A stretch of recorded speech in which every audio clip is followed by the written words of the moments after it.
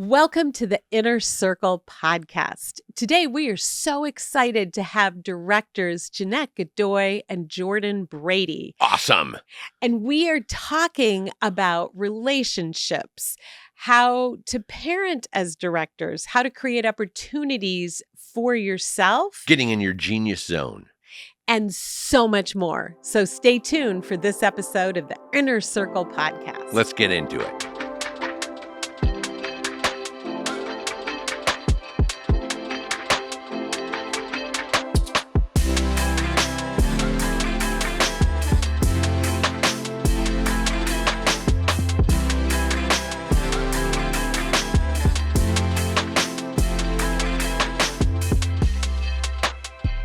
Thank you so much for coming and being a part of this podcast. I love when we as creatives get together and just discuss our lives, not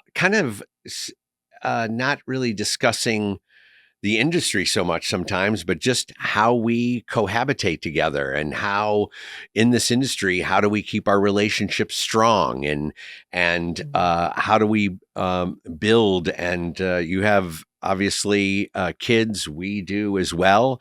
So let's start with just career life balance. How do you manage all of this? You obviously have your commercial directing career. You also have your education as well. You have your directing and you're a mom and all this. How do you balance all this? First of all, I got to say thanks for having us. Yeah, thank you for Before you just like dove right in, no foreplay, no nothing, and we're very direct here at ICP. I love it, and I'll be direct with you. This could be called the Perfect Couple podcast. I agree. It is like the Perfect Couple podcast. Look Yes. at the four of us. Yeah. Yes. The second thing is, why don't we have a close-up camera on our side over there? It's all over here. You do. I'm kidding. I'm totally kidding. I would say, I'm going to let Jeannette answer. How do we keep it balanced? I think. I mean, it is a lot about work. Our lives are a lot about work. And I would say, especially Jordan is 24/7 work. I think I tend to be the one who has, slows it down a bit. Our daughters are still on the younger side, even though, in their early 20s, so they still need a lot more attention. I just moved the second one to New York last week. So there's still like a lot of momming to do. We both have our parents that we deal with. So it's a precarious balance. And yet we both love the work and we both love the family. So we just find ways to make it work. Sometimes it's all work and other times it's all family, particularly for me. A lot of my parenting is through texting. Oh, very efficient. No, Yes. it really is. And it avoids confrontation and argument. You can state your case and they'll text back.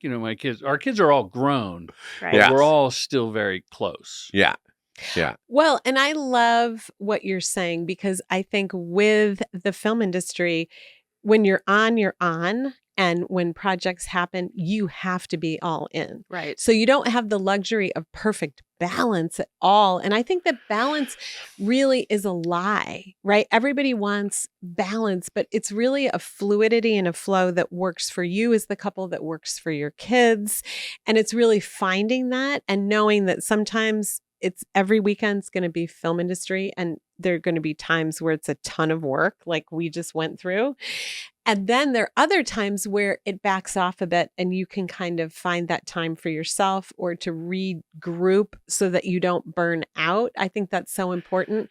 And communication, I love what you said, Jordan, because, I know that Shane, especially when he's on set, texting or a little voice note. I love voice notes with my kids where I do it first thing in the morning just so the day doesn't get away. But especially if they're far, love you, thinking of you, just kind of that little voice note or just some way to heart connect. So At they least know every day and every night. Yeah. Every Yes. day Good and every I night. love you. It's going to be a great day. Yeah. Wow, what a super Wednesday. Yeah, Yeah. exactly. Almost over the top, the and- text. And I for me. I think you're absolutely right, Lydia. It's not anything about balance because it's all out of balance the whole time. Right. It's just how you work to keep that out of balance, kind of in balance.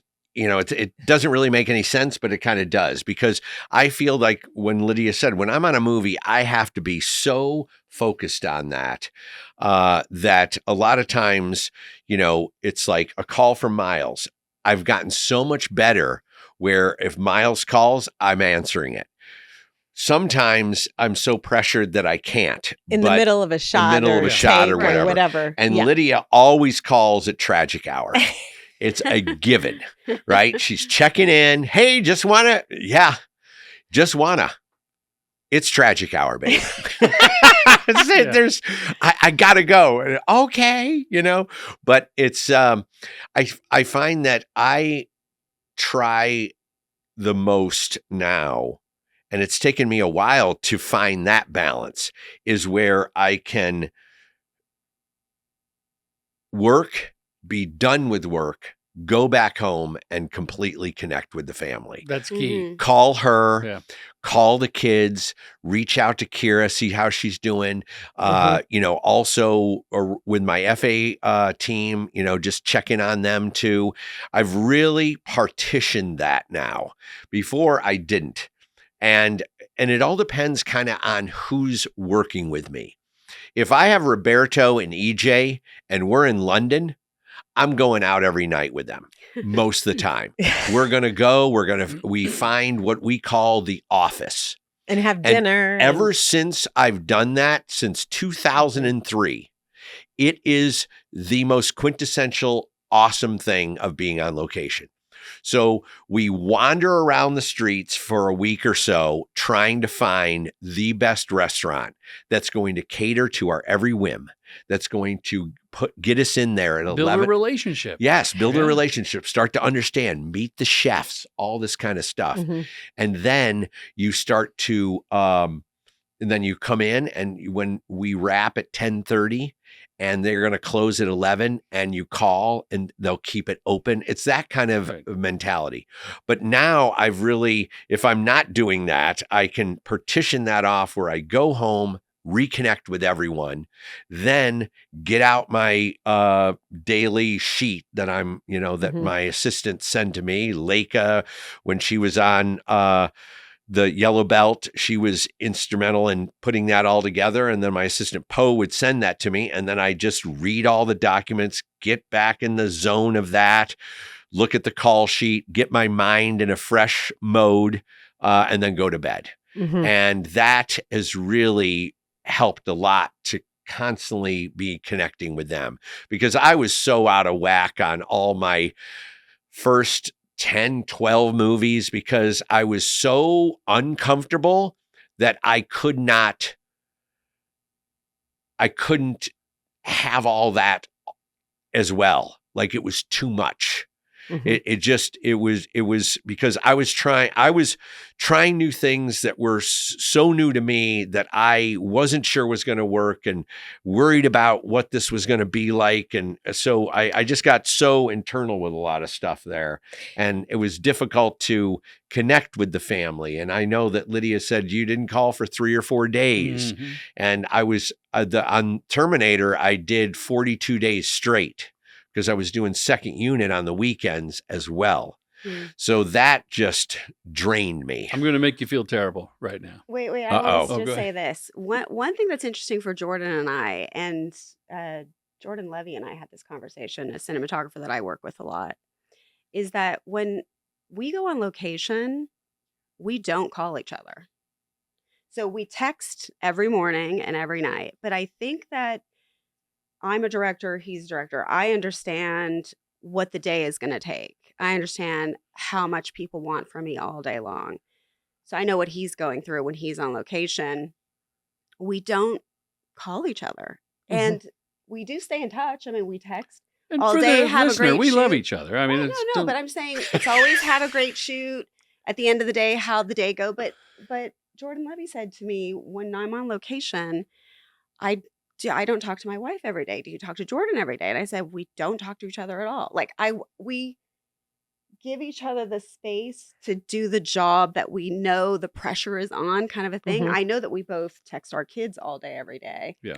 And we do stay in touch, but it's So I think there's something interesting about how we understand each other's job and the pressure and the responsibility Mhm. that allows us to be comfortable in that space of not having to talk all the time. That's a good point. It is. And you know what? You're also really comfortable and trusting in your relationship. Yes. So your relationship is advanced Yes, enough yes.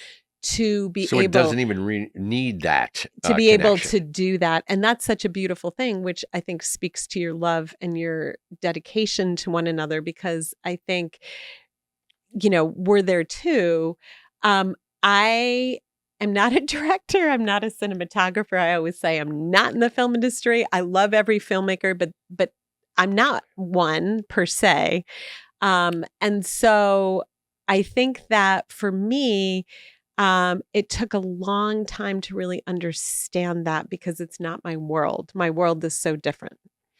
And so Shane and I have gone through a variety of phases, but it's almost like when you're so passionate about something, you go down a rabbit hole. Like I think of a writer, and you literally lose track of time. It could be days. And all of a sudden you come up for air and you're like, oh yeah. Oh, wow. I've got to connect with people in Right. my life that I love. But you Right? need to go down the rabbit hole sometimes, whether it's on location or writing a script or editing a project. You need to, I think, be free of distractions, and you need to sacrifice a little bit of the family time Yes. to get it done.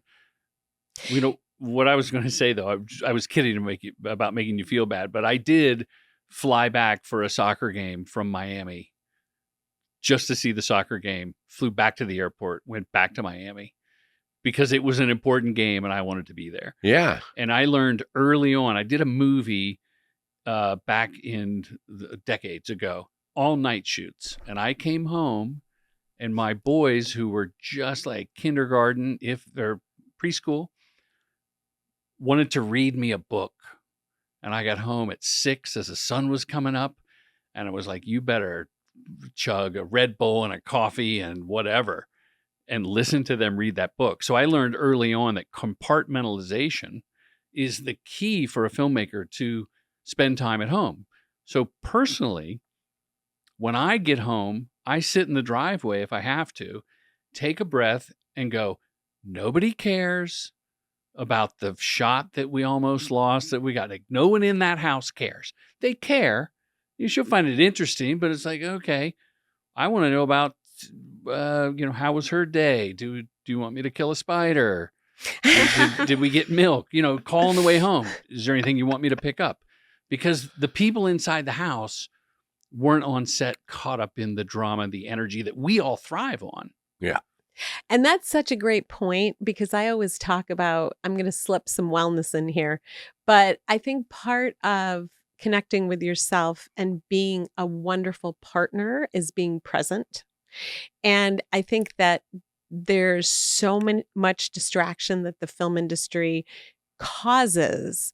And this really interferes with relationships, right? The distraction of social media, the distraction of replaying everything almost obsessively from set in your head afterwards. Like, did I get the shot? Was that really the best possible one?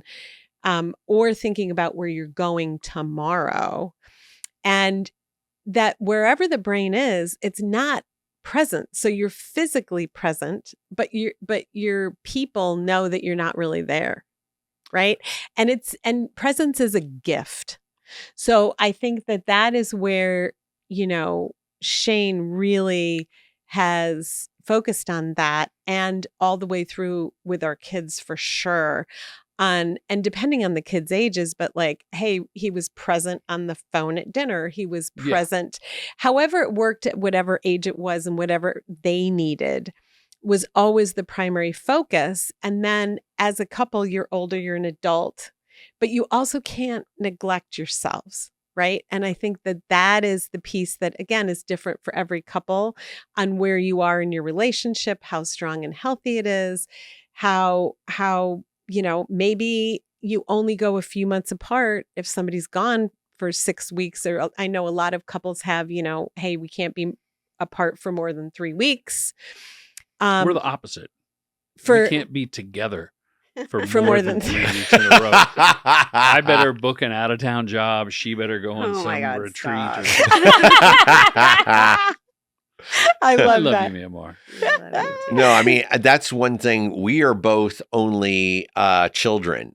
So that also creates a unique dynamic because we had to play by ourselves. We had to learn how to entertain ourselves. Yeah. So I love alone time just as much as she does. So when we come together, it's like awesome. We're like, wow. But then when we break apart, it's like, wow, also. It's not, Right. You it need does, that. it's Yeah. not like, oh, it's not like not that I don't miss you and all Right. that stuff, but I'm working. I put myself in that zone, that headspace, and I just need to, finish the job, let's say, and whatever is going to veer me off that path, I try to not engage on. And I understand it from a healing standpoint because I have to, when I do Reiki or when I do coaching, I have to get in the zone so that I can really be there for and present for whoever I'm serving, right? And so it's like to ask those questions, to do deeper listening, to really help them figure out their own blocks and obstacles. So it's a similar zone, Oh, it and takes so much focus. it takes Yeah. so much focus. And so if I'm there and I don't prep appropriately, I know that I'm not being the best version of myself in that moment or as a coach. And so it's very important to me. I'm very ritualistic about prep. You And don't about want to be PPEA, they call it.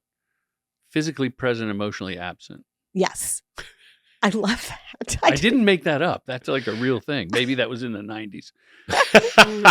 Well, on the topic of the two of you working together, I know that you had said you do the Joshua Tree retreat together, right?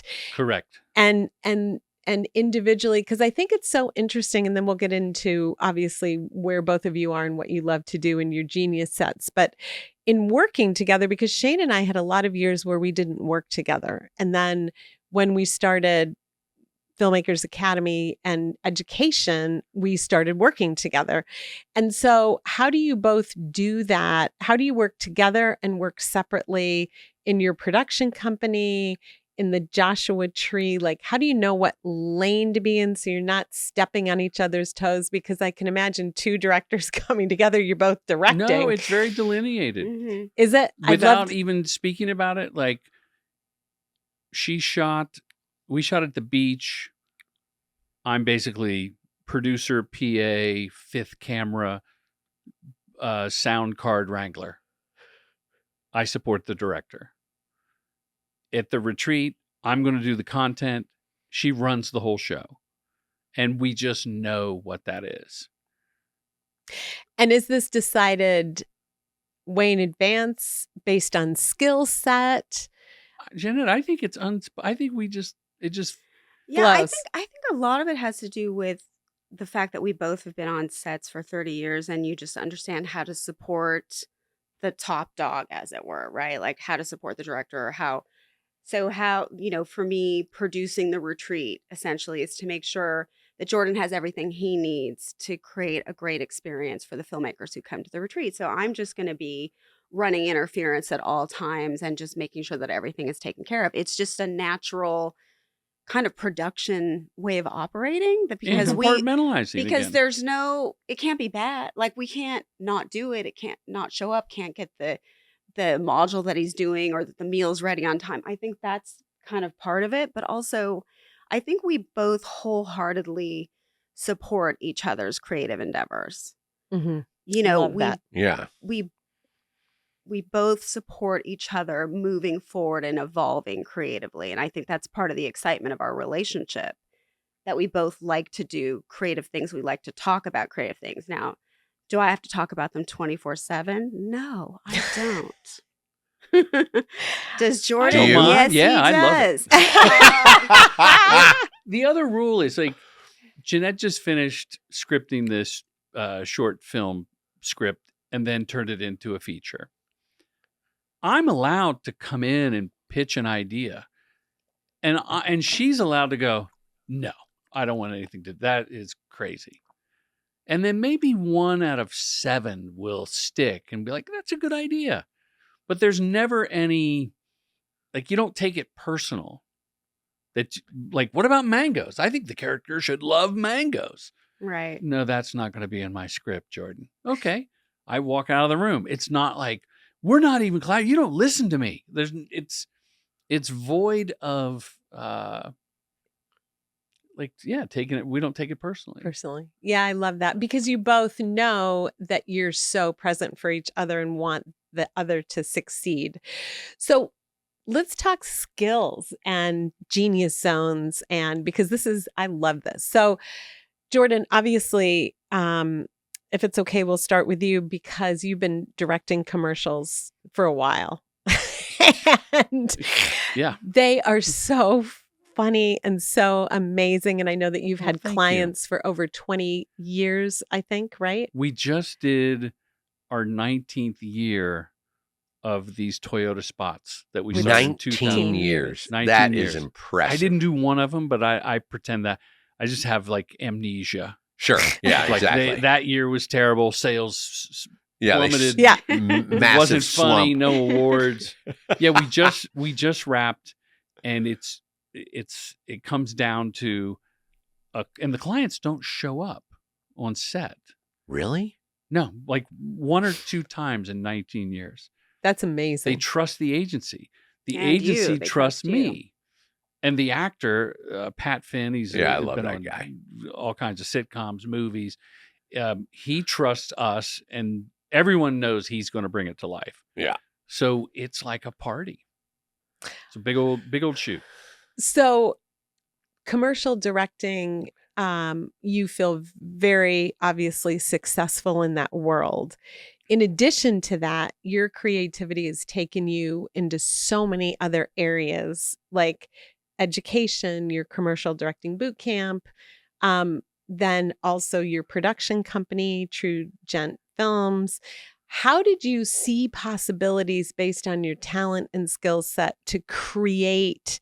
Because this is something that I think a lot of filmmakers really want to know and understand. And I'm going to ask you the exact same thing, Jeannette, because I think it's so fascinating, is that there's a lot of uncertainty in the marketplace right now and a lot of fear, which we have all felt in 2025 for income with the strikes. 2024, sorry. Income You're already jumping strikes. ahead. I'm already jumping. There's no Yeah. fear in 25. It was stay alive till 25. Yeah. Right. So with that mentality, how have you seen an opportunity based on your genius skills and where you feel your talent lies and then capitalized on that? Wow, that's a great question. I was taught by a lot of great people, and I made a lot of mistakes. And I vowed never to be that person, to gatekeep, to like roll my eyes. Why am I going to share the knowledge? It took me a long time. You should learn it the hard way too. So I don't know what how to describe the calling to share information. I mean, Shane, you obviously have it. You want to give back. Open book. Keys Yeah. to the kingdom. Completely. Because while I am competitive when it comes to bidding on a job or making the day as a competitive thing, and I always want to win, at the same time, I don't believe that we're competing with each other as much as ourselves. That there's a job is meant to happen. We were driving here to the spacious Filmmaker Academy studios, and I said, yeah, maybe I should have bid that job for 3 days and come in over, but I hit the number, but I'm going to do it faster than anyone else. So I'm second guessing, right? Even after The bid's in. 1,300 Yep. commercials, I'm going, did I bid it right? Because I'm living and breathing that. Well, I'll learn. But if it's not meant to be, God bless the person who gets that filmmaker and she's going to knock it out the park. Mhm. Like I really can let go. It takes about 72 hours. It used to take a week. But when I get it, I'm go on the moment, right? Now I'm in the job as soon as they say yes. Yeah. I digress from your thing here. But So I wanted to give back, and I pulled the trigger in 2015 and said, I'm just going to do a workshop and tell everybody the answers to these questions that I get asked all the time. How do you break into commercials? What do you do? Should I sign with a company? Is there a company? Should I call the ad agency? So I just put it all together in a workshop, and I've been doing it ever since. In fact, by the time this airs, we will have done our 26th commercial directing boot camp. And then during the pandemic, the boot camp, so I cannibalized the course and made an online course called Commercial Directing Masterclass, which you can take here on the Filmmakers Academy platform. And it didn't cannibalize at all. It actually just was another way to reach people. So I think I've always had the entrepreneurial zeal and that spirit, that competitive spirit. Like, how do I do this? And I'm not a charity. You definitely are a natural entrepreneur from the business standpoint for sure, because you saw an opportunity. You thought, I'm going to try it out with all these questions. You did it. And then you figured out how to monetize it. But I think what the trickiest part is, because anybody could maybe do that once, it's the consistency over time, the build, the where do we want to take it? Where should it go? How much of this do I want to devote my life to questions? Because it's also be careful what you build. Well, it's the trickiest part for me. I had a production company with some partners from 2010 to about 2020. And I launched True Gentleman Industries, and you can learn more at truegent.tv. Because I do a very specific thing. Jeannette does a specific thing, right? We've got a directing duo who happen to be married. We have Ben Brady, who does a specific thing, still finding his voice. But after having a company, I was like, you know what?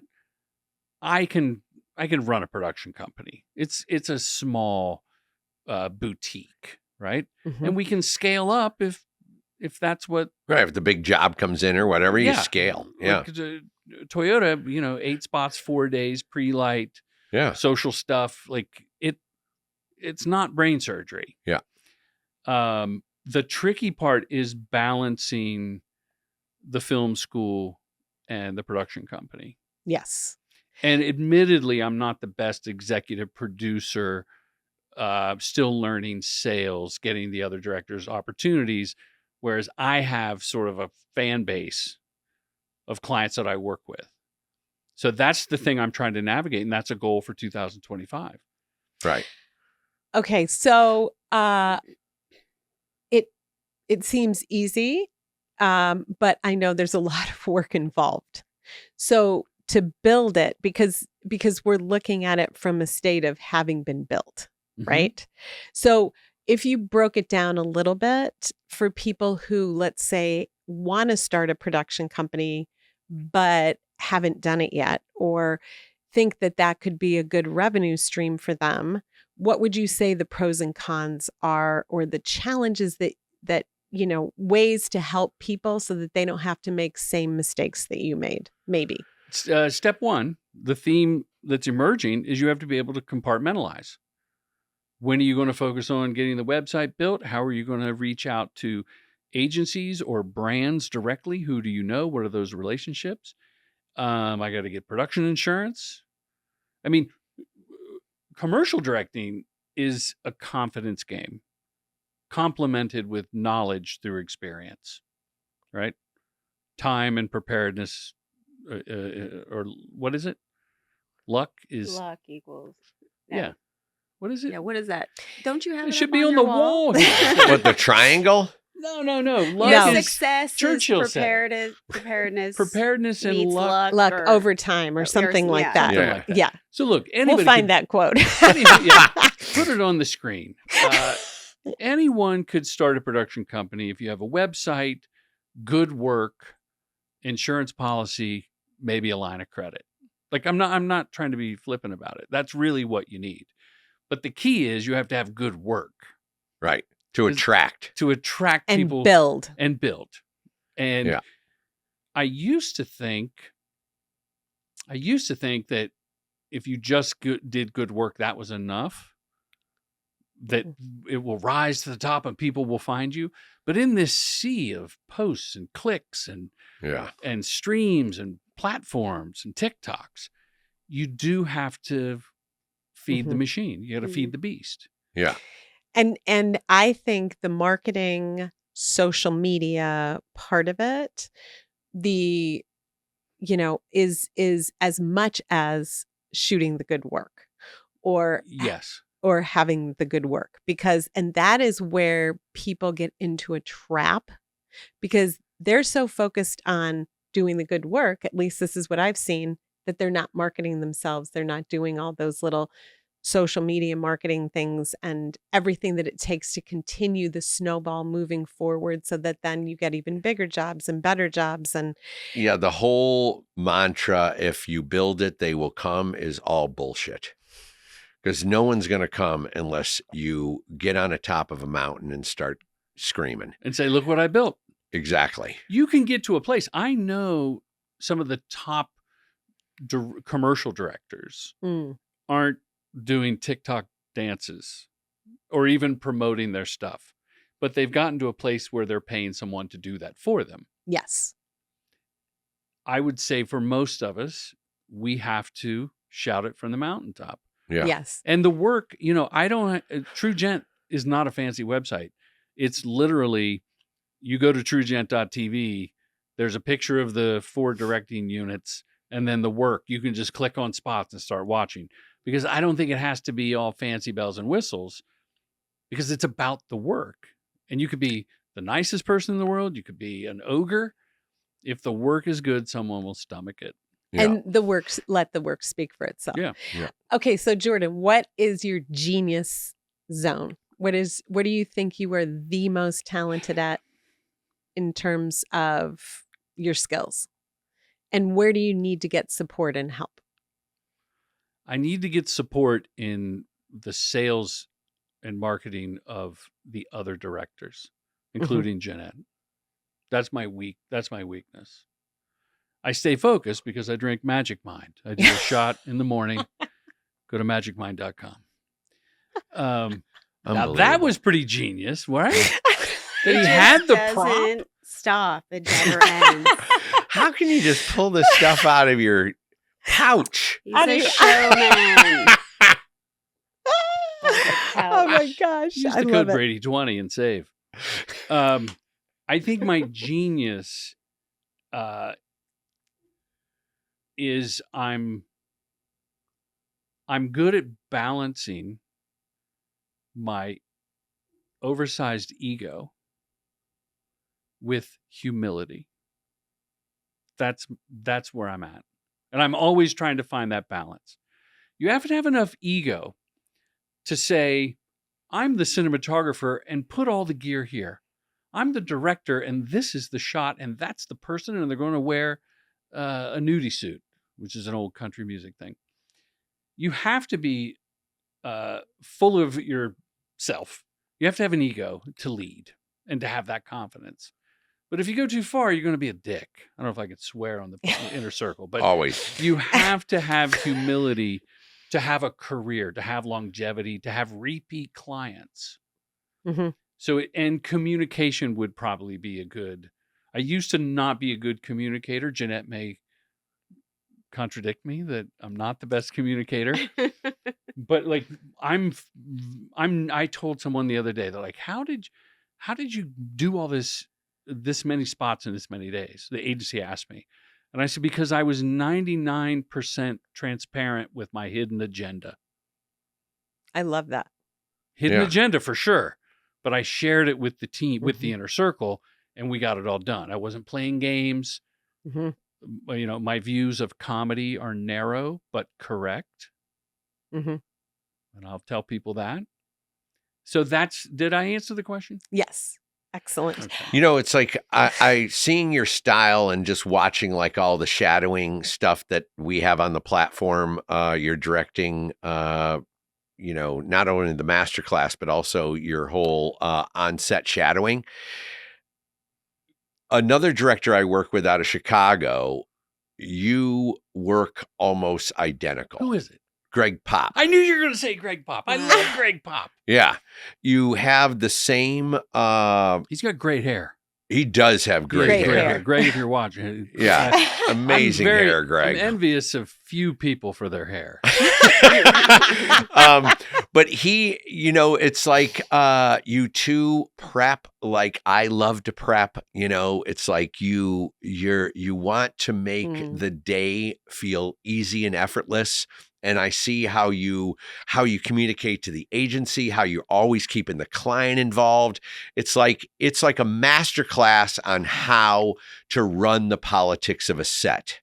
And that was my biggest takeaway from watching the 3-4+ hours of that. It was just the preparation where you just felt completely at ease because you had done that. You had shared your hidden agenda with everyone. The shadow class, also on this platform, yes, is all about compartmentalization of the 3-ring circus, the actors, because they need your focus, right? Yep. The crew, which executes what you've communicated, and then the client and agency in Video Village. So on this platform, if you watch Commercial Directing Shadow, that masterclass, that's one of the few places you'll see a director. I mean, it happens to be me.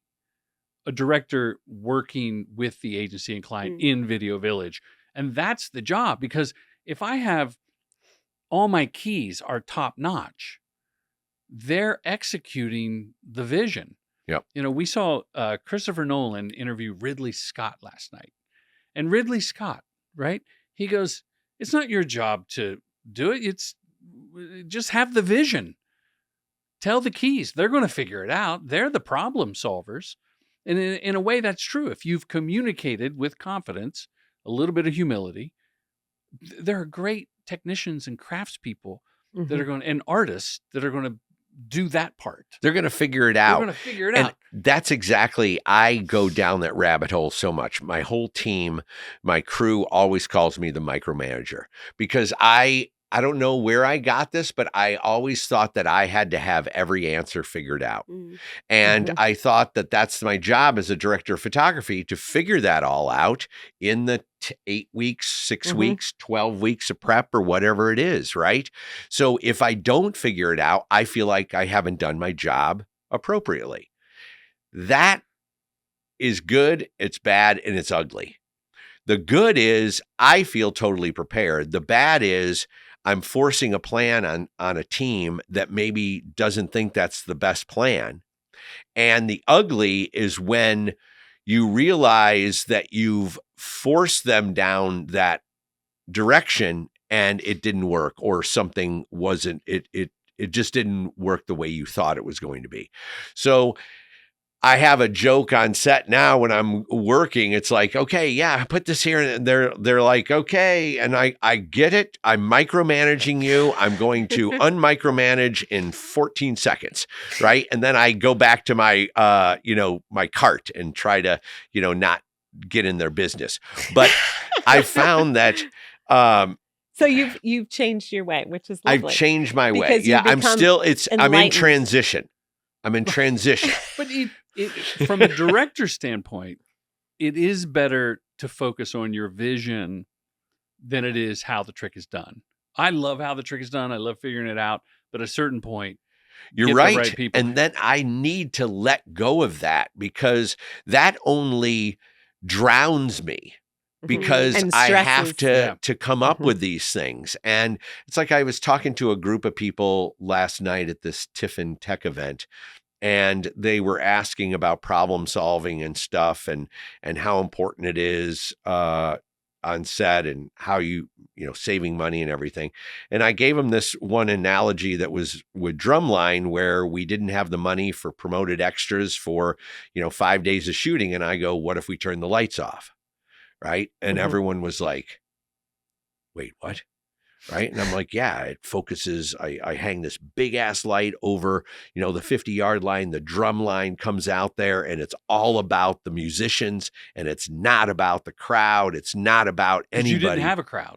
Exactly. Oh, I love that. Mm. So Well, you're the king of the DIY. Like that's what I love in your TikToks and your Instagrams. Like, if you can't afford the Chimera, get some barbed wire out of a dumpster and wrap it around a milk carton.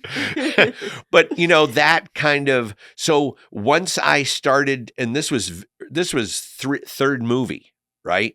So once I saw that, and then the accolades came of that problem solving, I thought, okay, because You made that mean that it's your job. exactly. I made that mean that I had to figure this stuff out all the time. But isn't that also by virtue of your position? Like the director is relying upon you almost more than anyone else on set to bring their vision to life, to get it to look exactly like this. And so it comes with that inherent No, it pressure does. of What I having have to come up with the answers. Exactly. And I think what would help that process is to actually have my team Mhm. earlier on in the prep process, Mhm. but no one ever wants to Yeah, pay for right, it, right? So that way we're working together. They're seeing the locations when I see them, not on a tech scout where we now have 2 weeks or a week and a half to spin it all around to do a 40 or 50-day shoot. Those workings of the narrative world do not work for me. It is the most inefficient, cost-cutting bullshit that I've ever experienced, and I've experienced it on every single movie. So why don't we change it? I have an idea, although I have no control to change anything other than mindset shift, right? And so if you make something mean something, it doesn't always mean that it's a good thing. So taking the time, and Jeannette and I talked about this a little bit, to instead of feeling like you need an instant answer, to connect with the team, get their ideas, then you have more brains on the problem than just one. And I think that that's the beautiful nature of collaboration. Exactly. But if that distance from the decision needs to be made is this far, then we're spending a lot of money we don't need to spend. If it's this close, you've solved that problem and you moved on. 100%. Right. So I'm all about trying to shrink this decision. And people asked me this question last night. It's like, when directors are not making decisions and everyone's turning to you, what do you do? Right. And I go, I take the hill. Right. It's like the more I've worked in this industry, the more I see the distractions of this industry, especially on directors. They're producing this show. They got a TV show going. They got interviews. They got real estate deals. They're closing restaurants deals. They're opening theaters. I'm talking about massive amounts of Treats. People calling, always talking to them, always distracting them, that so decisions don't get made. Right. they don't get made. And the longer that goes without a decision, the more money we're going to spend. Right. And I see it in developing third acts on movies, right? I always feel the first and second acts are always flushed out because as you start to break down the script, you always go so far and then you stop the meeting. And then when you circle back, all of a sudden, why are we back at the beginning again? It almost feels like Groundhog Day. And then we continue to go and then we stop almost where we started or ended last time, but we don't ever pick up where we left off. We start all over again. So it's like, you're not getting the full force. So third act wise, like on many movies, I'm shot listing 7 and 8 different versions of a script that keeps on coming out and keeps on changing. And I'm on with the storyboard artist and I'm like, all right, it's not this now. Now they're going up in this place and now they're going over here. Where's the director? Smoking the puff puff? No. I don't understand. No, all this is all the director tells me the vision based on the new script changes. But it's not granular enough. It's Right. not It was granular. Act 1, Act 2. Yes. Yeah. Yes. And that's Yeah, where it's still the being flushed critics out, you know? always tear a movie apart. It's the Right. third Yeah. act. Yeah. Well, we need to hear from Jeannette Yes, because sorry. we went down a rabbit hole there, but it was very interesting. No, I mean, I think I want to go there because it's like I want to be also very vulnerable of what I've been through in my career and what my missteps and mistakes are. That's what this the Inner Circle podcast is all about. I want to be as vocal to what I screwed up on, how I wasn't a good leader in the beginning of my career because I felt I was so uncomfortable I could not. I was so far underwater in the beginning of my career, and it's some of my best work because I was underwater. So now I'm constantly trying to sink myself. You want Eye of the Tiger. You want to bring that back. Yeah. Which is so interesting.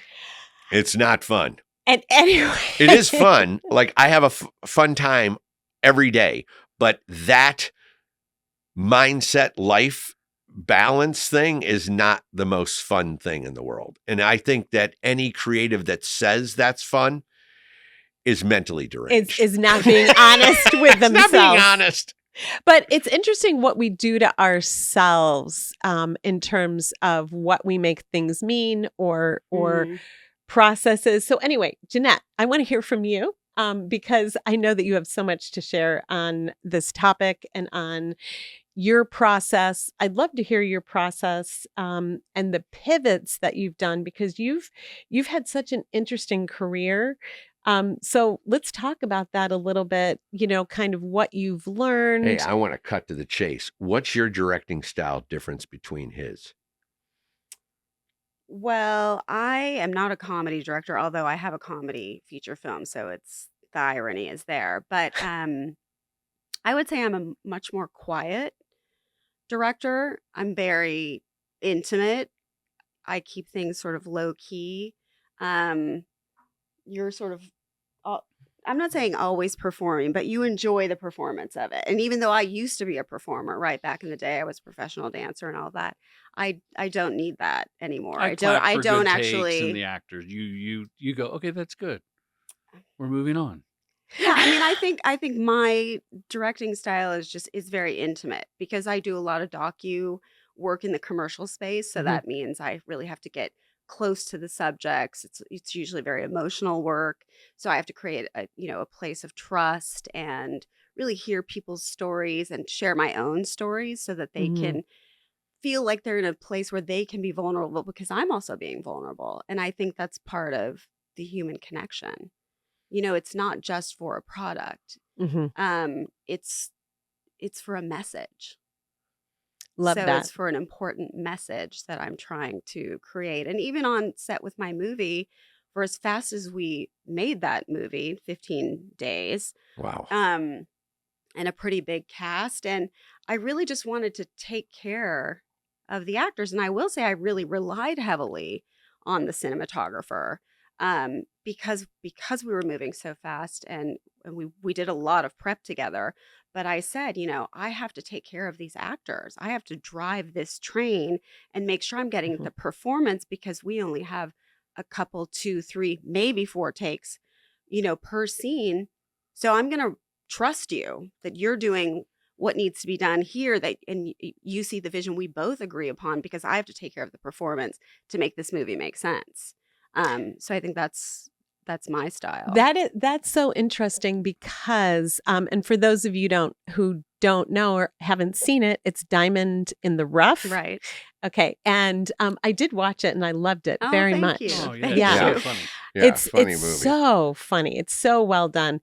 But I think that intimacy, and I'd love just to hear more about your process. And for those of you or people who don't know you as well, let's talk about your career because, I know you've been in the industry for a while. So could you just talk about your career and how you got into the docu work? How you started directing, how you made pivots, because I think that this is very interesting to people. Yeah, you have a lot of interesting pivot.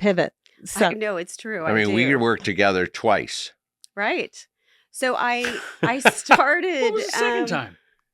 Into the Because Blue? you did Baby Got Back, right? Yeah, I did Baby Got Back. Holy cow. Well, then I didn't- did the choreography. Yeah, she did the choreography for that, and then she was on Into the Blue. Right. See, we don't talk a lot.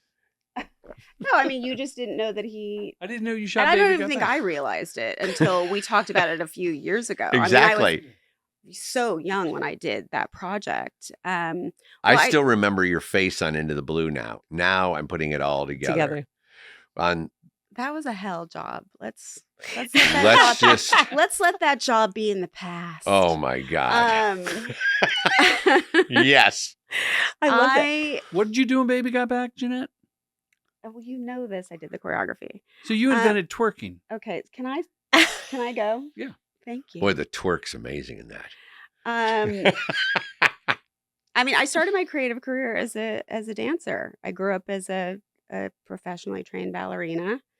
And even though that was the last thing that my Mexican immigrant father wanted me to do with my life, when I was in college, I worked and paid my way through school.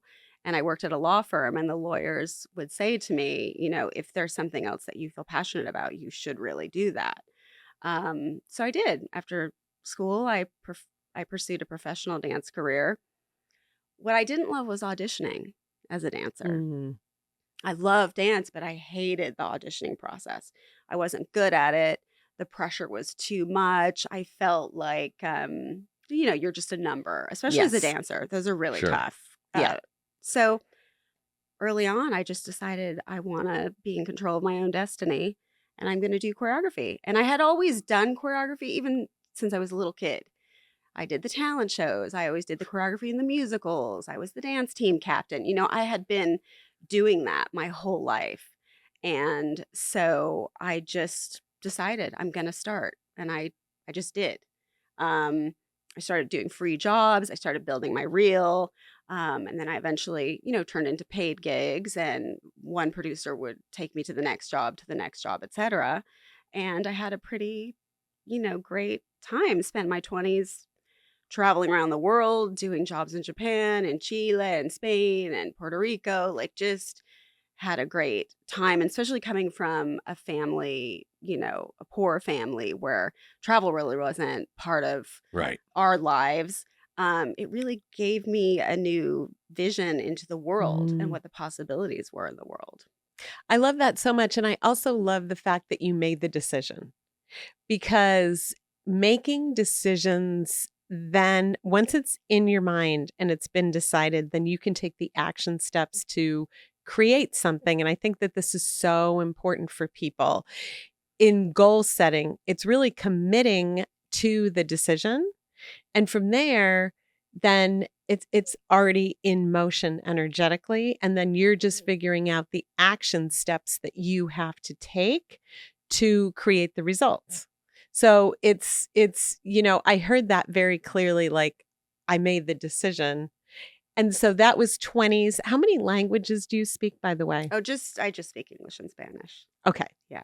Okay. Skoshi Nihongo ne, but like a little bit of Japanese, but Okay. not really. I'm always fascinated by that, especially for globetrotting, because that really helps. Yeah. So that was 20s choreography. Super cool. Leadership position, little bit of directing, you could say, maybe, Yeah, foreshadowing your directing career. How did you Absolutely. transition from choreographer to wardrobe? Okay. Yeah, no, that is the craziest. Well, a lot of times dancers are always going with a big bag of clothes, right? Like we would always, on any job, you would bring a huge bag. And of Sure. course, producers always ask you to do that. So you just become adept at like figuring out what's the best sort of look for this project. And then I had done choreography on a bunch of stuff, and producers would then call me afterwards and say, you were so great on that job, and you were so helpful with how the dancer should be dressed for that video. We have another video, but there's no dancers in it, but would you do the costumes?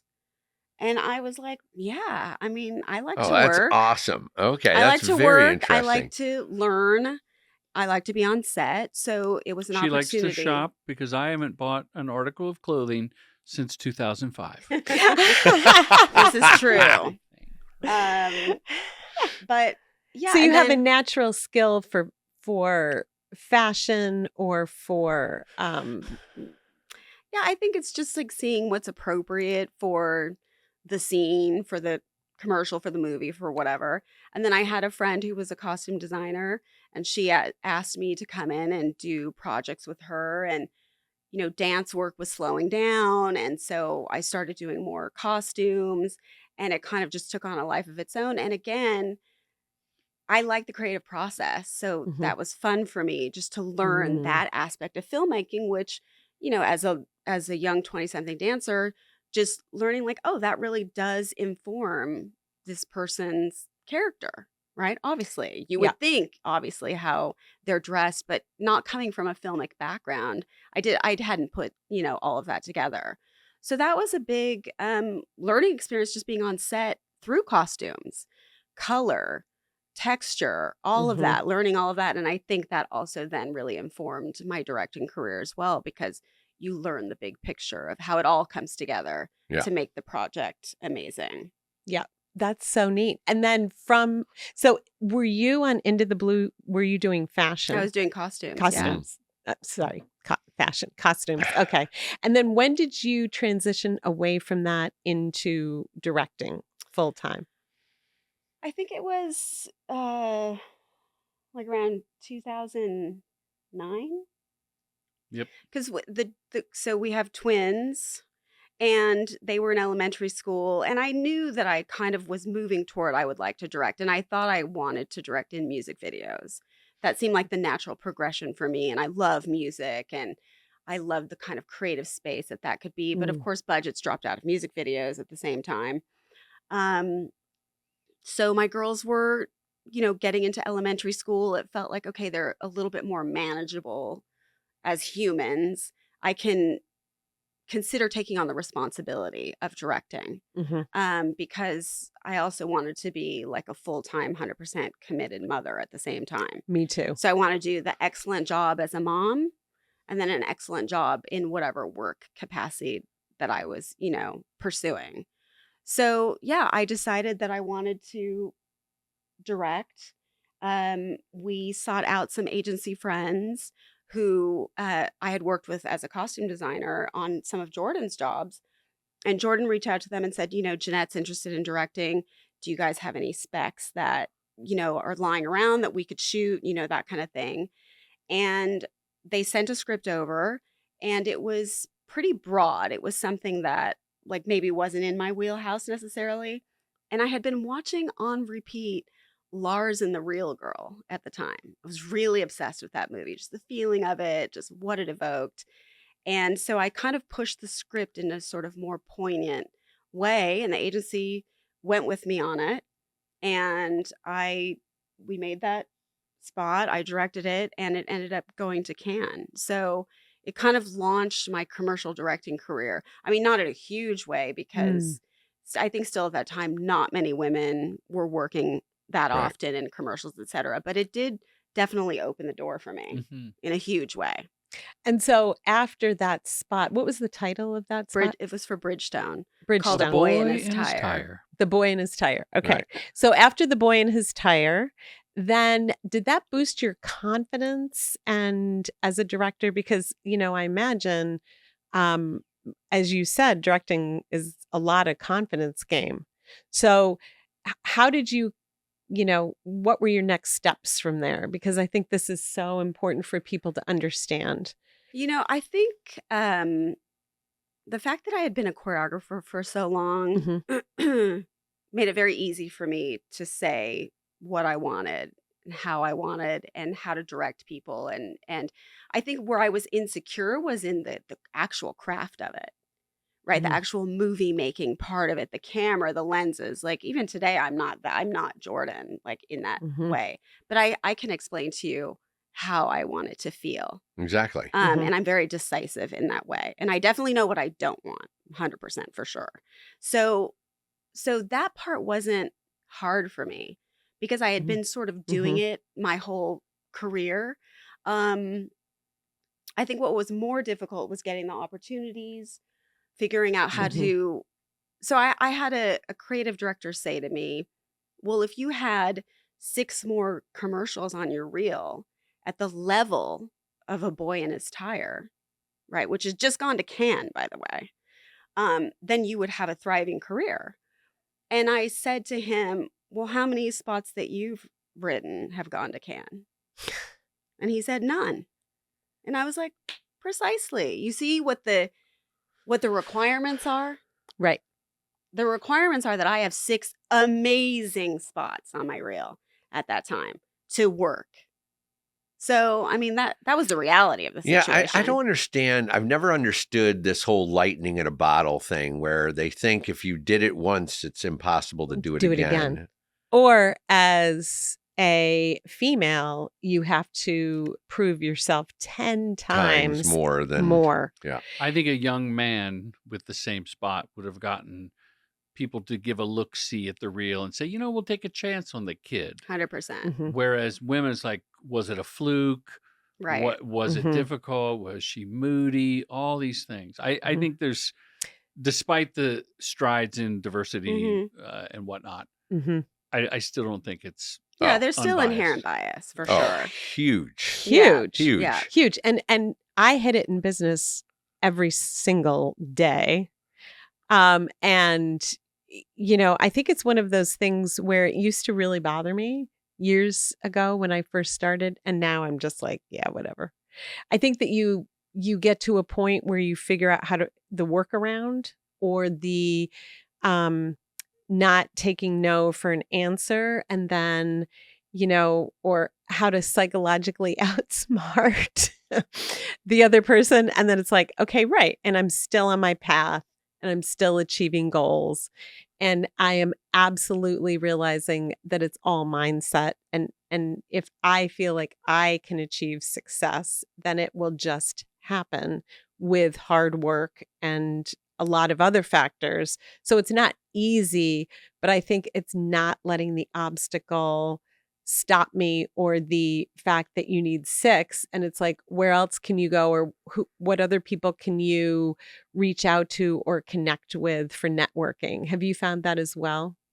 Yeah, I mean, I think you just, like you're saying, you can't let it stop you. So it can make you take a pause every now and then where you Yes. go, is this insurmountable? Like, is this ever going to continue moving forward, or is it going to move at this sort of snail pace? But I mean, I've just been really lucky in that I have created other parts of my career that have then, moved my career, this way, and created more opportunities for myself, which is in the docu space. So, A Boy in His Tire is a big visual storytelling spot. I couldn't get another one of those to save my life after that. Like, I couldn't get another paid job to do is that kind of a baffling. thing, right? Yeah.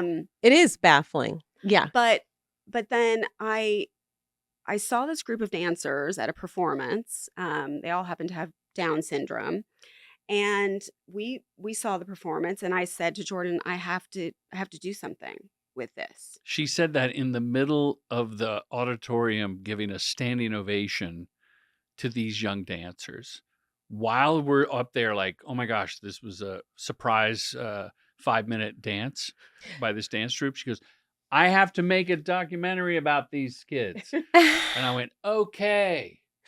So And you she just made knew. You Yeah. knew. Yeah. Was Yeah, this an intuitive, it's so fascinating because I think whenever it's that spontaneous and like, was that an intuition? Like, I have to do this. It really was, because I didn't have any experience with people with disabilities in my life, like no one in my family, but watching the dancers perform, I could relate to them. I could relate to how they felt being up there, the freedom of performing, and how it felt to have the audience applaud for you. And I just felt like, oh, I have to do something with this. Are you getting Oh, emotional? No, I mean, it is emotional It because is. Yeah. it was such a special I mean, it changed my career. It changed our lives. It changed our lives. So I love this so much. So you were watching this performance. You told Jordan you had to do something with this. And then what? I want to hear the rest of the story. Well, I reached out to the woman who was the director of this dance program. I took her to lunch. I said, I want to make a documentary about your dance troupe. And then, well, she was very excited, but then, it's families, it's parents, it's all You got to these. get all the Right. permission. Sign Then off. I had to speak to all the families. And I went into it thinking, well, I'll document them. I'll speak to the dancers. I'll find out how it feels to dance. And that was my lack of education and knowledge, because 90% of the dancers were nonverbal. Mm. So it was as much a learning experience for me about a group of people and families who really wanted something special for their children, Mhm. as it was an amazing creative project. I love that. Yeah, that's what we just went up to this Grace Fisher. She was a person who at 17 years old contacted this virus that only 101 people have been infected with in the world. And On her 17th birthday at Yeah. her party. at her party, she woke up.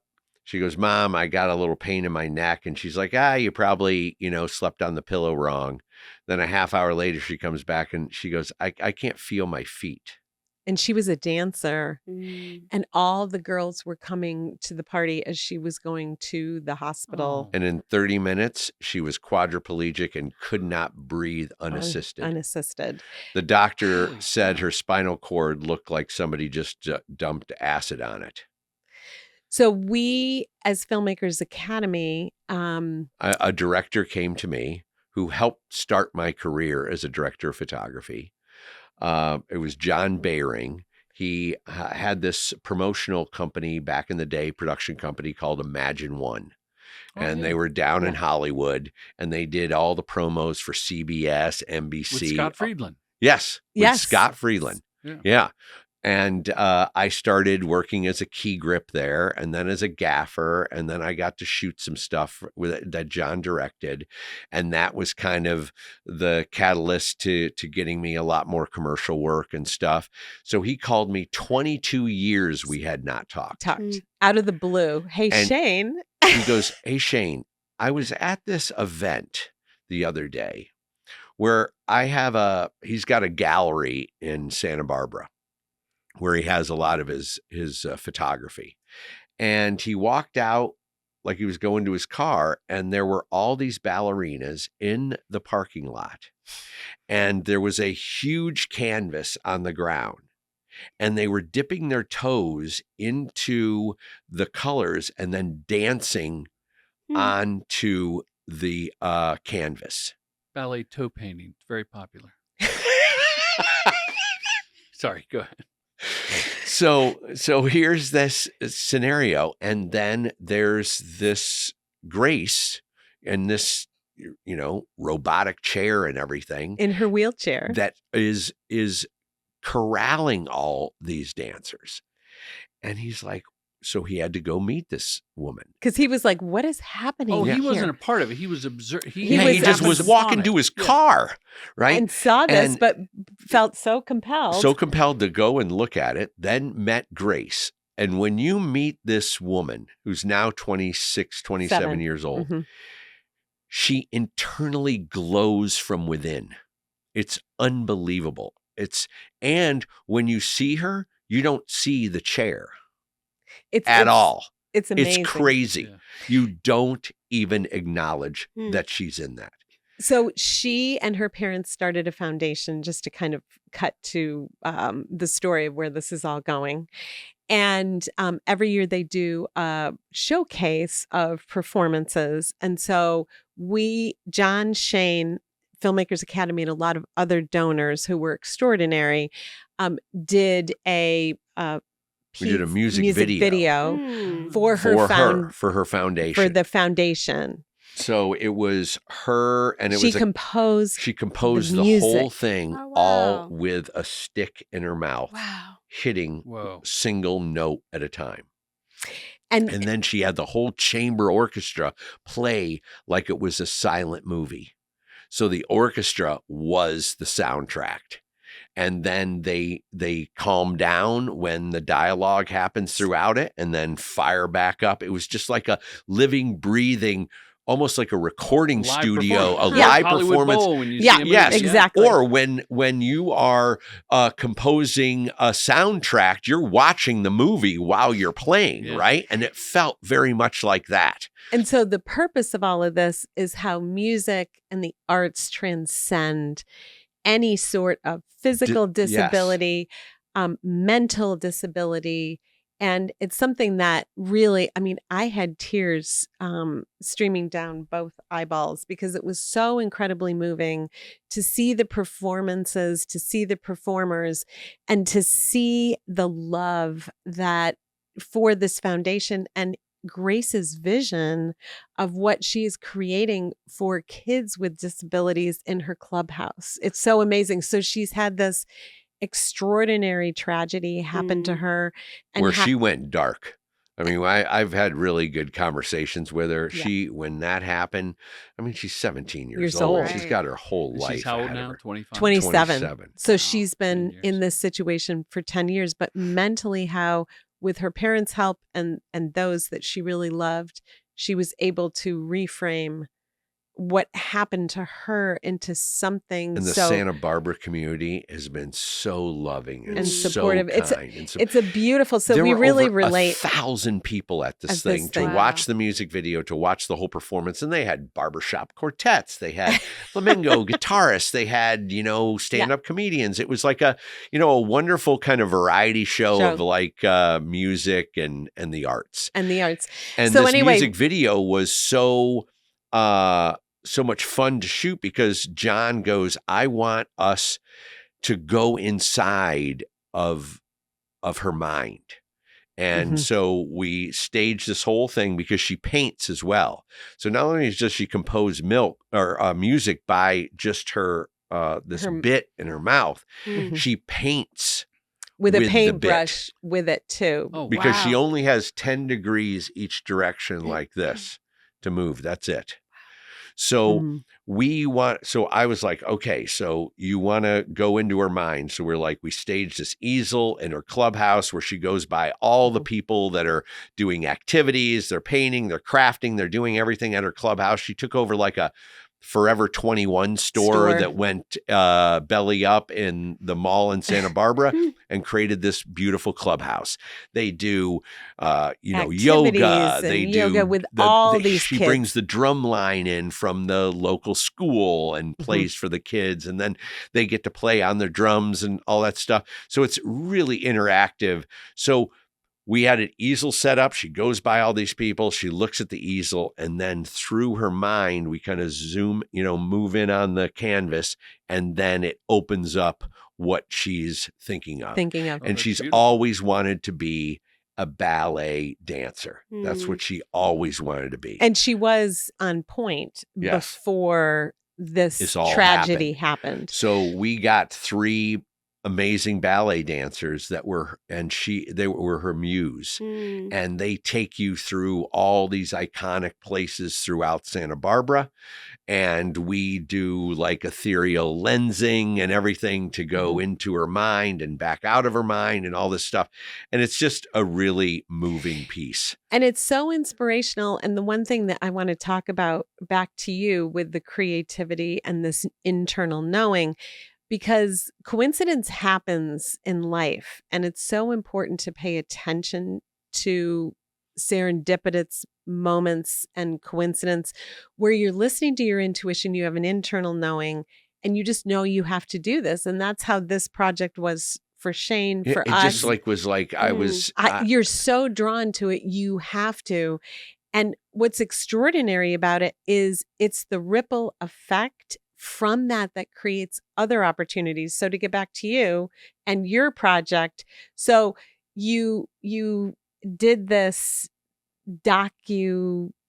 Film, yeah. film, and then what was the name of it? I'm so Called sorry. Free to Be Me. Free to Be Me. Okay. So how did that impact you as a director? Because you said it changed your life. Your lives. Well, so it changed our lives in that it was, as I said, just a big education for all of us, for our kids. All of our kids helped out on the film in some capacity. Yeah, That's great. Our PA girls- and wrangling stuff. yeah, Gabby and Gigi volunteered in the classes for the dancers so they could experience that. And yeah, the boys helped. There was a big end of the season recital. The boys helped, Mhm. PA get ready for that. And then it made a big impact, the film. It played at the Special Olympics, World Games, it was at Wow. festivals, but more than that, people who saw it wrote to me. Like a woman in Australia wrote to me and said, 6 months ago I had a little girl who has Down syndrome and I didn't know what her life could be until I saw your movie. Wow. Wow. And I mean, that's just, No, you I know, know. and a dancer, a ballerina, a professional ballerina in Ireland saw the film and she decided to start a program for children with Down syndrome in Dublin. Hmm. So it just That's the ripple effect. it That's It I mean, is. it is honestly my proudest creative endeavor because I feel like in some tiny way it helped people and it absolutely helped the families that Mhm. were in yes. the documentary because the pride that they felt about their children and to Mhm. go we rented the theater at Culver Oh to yeah, premiere the to do a movie, screening, to to Yeah, shout do it a from yeah. the mountaintop. screening, and the Yeah. parents came, and just for them to be able to see their kids being celebrated like that was really special, really rewarding. I mean, I felt really That's what I really love about what we do is that it can have that amazing ripple Mm. effect where it just, and Mhm. it's like, that's where, when Lydia came to me and said, I'm going to brand you, I'm going to turn you into an educator and a mentor to thousands of people, I was like, can I do that? Is this possible? And then when I started doing it and I started to see as much as I shared, I was getting even more back in return. And I was like, wow, Mm. this Mhm. is what it's all about. That's the big trick.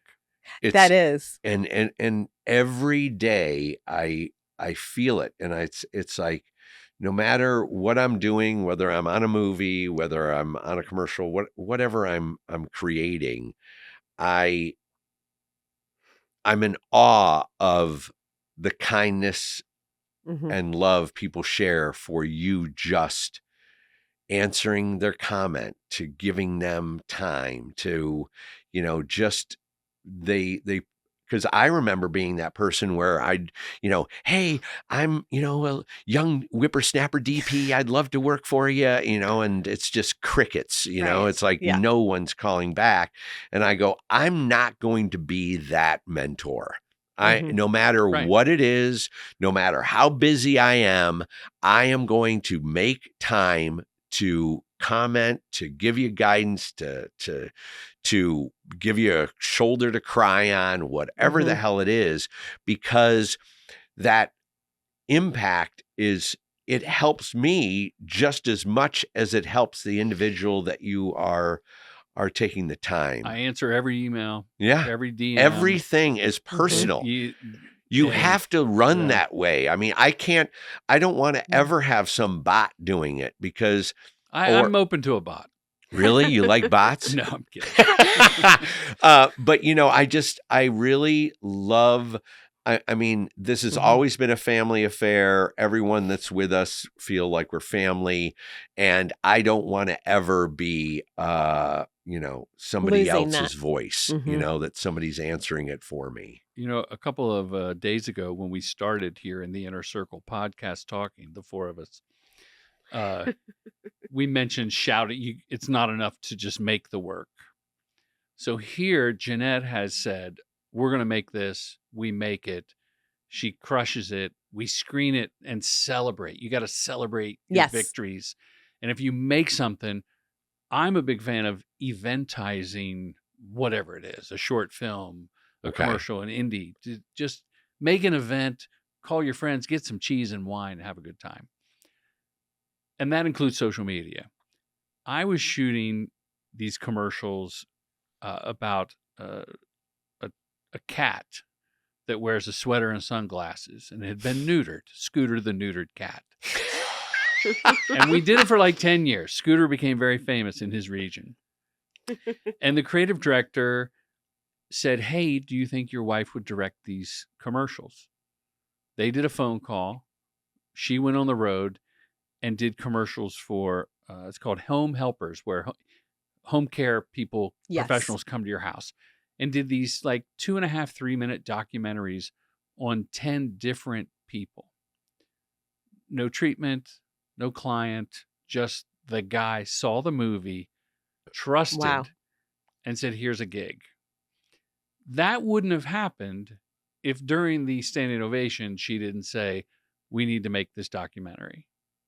And Right. I love that you connected those dots, because that's a great question, is that how do you create opportunities for yourself continuously and consistently? Because I think that, again, you have the celebration, you did the project, everybody's like, woo, and then now Right. what? Well, I was really lucky to get that opportunity to go around the country and tell the stories of these home healthcare people who are living with people and helping them at the most vulnerable points of their lives, right? And again, I felt really privileged to tell those stories.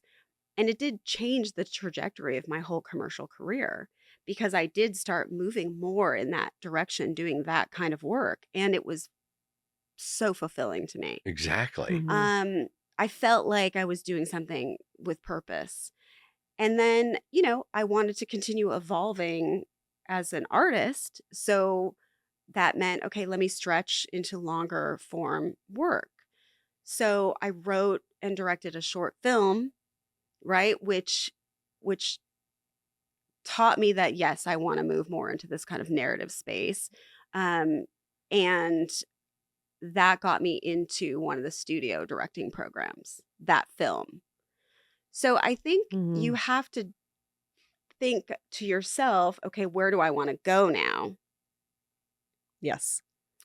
And then you take those steps toward that. And it's not as simple as that, but it is determining, okay, I'm going to go in this direction now. And that's really what I've been focused on for the last, 5 years or so, Yeah. 4 or 5 years. That's been my main focus, writing and directing sort of, longer form narrative work. I would Okay. do a commercial selling vape pens to orphans. That's not true. I wouldn't let you, by the way. You wouldn't let me, but I would. I don't care about people and their families. That's untrue. You help. We are different directors. That's untrue. You're such an amazing mentor to so many I know. filmmakers. This is true. So I think that that's really important just to recap on, because as we, talk about like opportunities and creating opportunities for yourself as a filmmaker, because you set the goal and you test drive it a little bit, like, hey, do I like writing this narrative project? So you would write a short or a script, actually do it. So how do you get the funding and how do you get the backing to take that to fruition? Because for Jordan, it's more about the relationship with the agencies and finding different agencies and having the opportunity, getting repeat work. That takes its own creativity and mastery. But I And think investing, I mean, not to interrupt, but also taking a little bit and investing in my career and in fostering the relationships and keeping the reel up to date. yes. So it's the same thing with a short film. Right. Are- We invest in it. We're going to pay for it if someone doesn't come along and scoop it up. And that may be, well, you go ahead. Well, no, like that initial short film that I wrote and directed, we invested in that because we agreed that I wanted to continue evolving and stretching as a creative person. Well, same with Free to Be Me if you back it up. Right. Like, let's just spend the money. We'll call in favors. Right. We'll pay people cash under the table. Mm-hmm. We'll get favors in post. Yeah. And it's the same with Disconnected, the short film, Mm-hmm. which got a feature. So these investments Pay off. in yourself pay off. Yes. And you have to make a spec commercial, or she disagrees. Maybe you could make a short film or a 1-minute experimental piece. Production companies and agencies are open to, in 2025, are open to looking at other forms, not just a spec commercial. But you have to invest in yourself and like put up or shut up. Right. Yeah, I mean, you have to it's not always easy to find the inspiration to just create something out of the thin blue sky, I mean, Yes. I suffer from, I've read the New Yorker magazine since I was 21, so I have this really elevated sense of what writing should be. That's too much. You can't expect yourself to be writing at the level of the New Yorker. I mean, you can strive for that, but I'm saying if that prevents you from doing it, then that's problematic. I mean, I got Diamond in the Rough, the film you saw, Yeah. because I made that short film Disconnected, and I had directed an episode of The Garcias, which is a family comedy on Max. I got that movie from one short film and one TV episode. That's not always, that doesn't happen to that many people, but I'd been in the business for so long, and the producers really felt that all of my vast experience in the industry, all my years working, meant that I could take this feature on. Great. It went great. Then we went on strike, right? So then nothing was happening, and my agents were sending me scripts, and I was pitching on movies, etc. You got an agent during that deal. Right. Got an agent during the deal, the manager, etc. But this year it's been, what it's been, survive until 25. And so I thought, well, what does my creative passion say? I want to write like a deeper story. I don't want to just be pitching on these broad comedy scripts. It's fun. I had a blast doing it, but I want to do something deeper. So I wrote a short earlier this year, just thinking like, I need to shoot something. It's been a while since I've shot anything. We talked about, we're going to make it this year. I happened to be in a meeting with a pretty big movie company, production company, and the executive said, what have you been working on this year? So I told her about the short. She said, I'd like to read that. Okay, executives are not reading short films usually. Like that just doesn't really happen. Yeah. 2 weeks later, she said, we're interested in this project. What does this look like as a feature film? If this is an idea that we like as a feature film, we'll give you the money for the short film. Wow. So it does take investing in yourself and in the vision of what you want for your career to move forward. I want to move into more deeper, dramatic pieces. So I had to write that for myself. That are full-length features. Yes. Okay. And so I think one thing that I would like to remind everybody is that money follows clarity. And so you're really clear on how you want to challenge yourself, where you want to go as a director. You're very clear on what you love in commercial directing, Jordan. And I think that this is so important because we create opportunities for ourselves, and those opportunities are endless. I mean, they really are. But people give up on themselves or give up on the opportunity and say, oh, it's not working.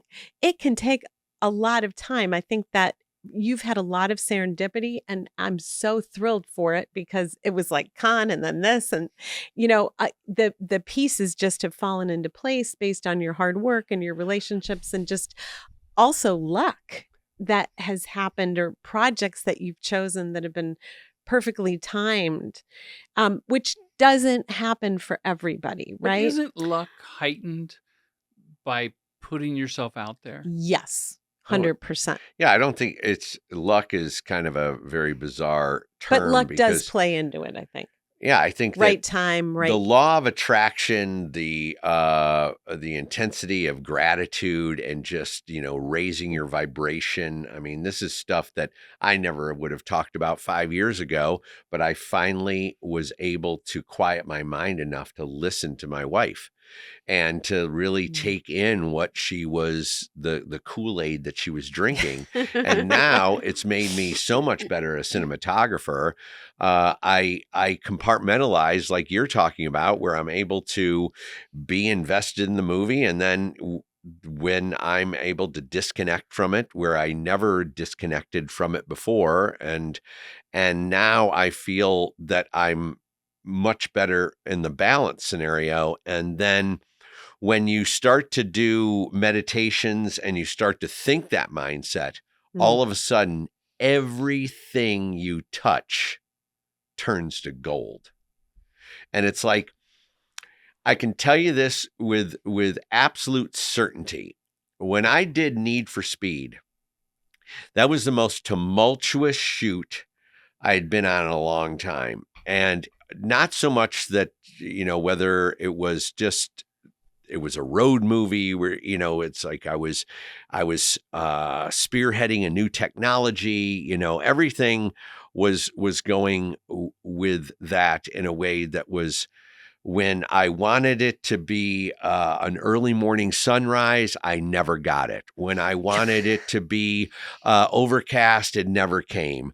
When I wanted a nice sunset at the end of the day, no, it wasn't happening. Nothing worked on that movie, weather-wise. Yeah. And when you're in Atlanta, it can eat you alive there with the thunderstorms and all that stuff, right? This last movie, now with the mindset that I have. And let's say what it was. What did you tell yourself every single day? What? It was going to be easy and effortless. Yeah. So every day I walk down and I said, it's going to be easy and effortless. And Mick G's like, stop with this easy and effortless. It's really difficult and everything. I go, Mick G, do you imagine how difficult this would be if it wasn't overcast today? Easy and effortless, right? And it was like the weather was under my control. Somehow, when I wanted it to be sunny, it was sunny. When I wanted it to be overcast because I knew I didn't have the tools to balance it, if the sun did come out, it never came out. It never came out. So it was like, and I don't know if this was because of this, but I have to continue to say to myself, yes, it was. And I was in the zone. This was my mantra every day. The meditation was the same meditation every single day, because they say the more you listen to it, the more you're going to reap the benefits, and the stuff's going to happen. And then just start to look around in your world of, because you are sending out all this positivity and gratitude, all of a sudden your kids are having major successes, and these things are happening, and those doors are opening, and you're like, how is this?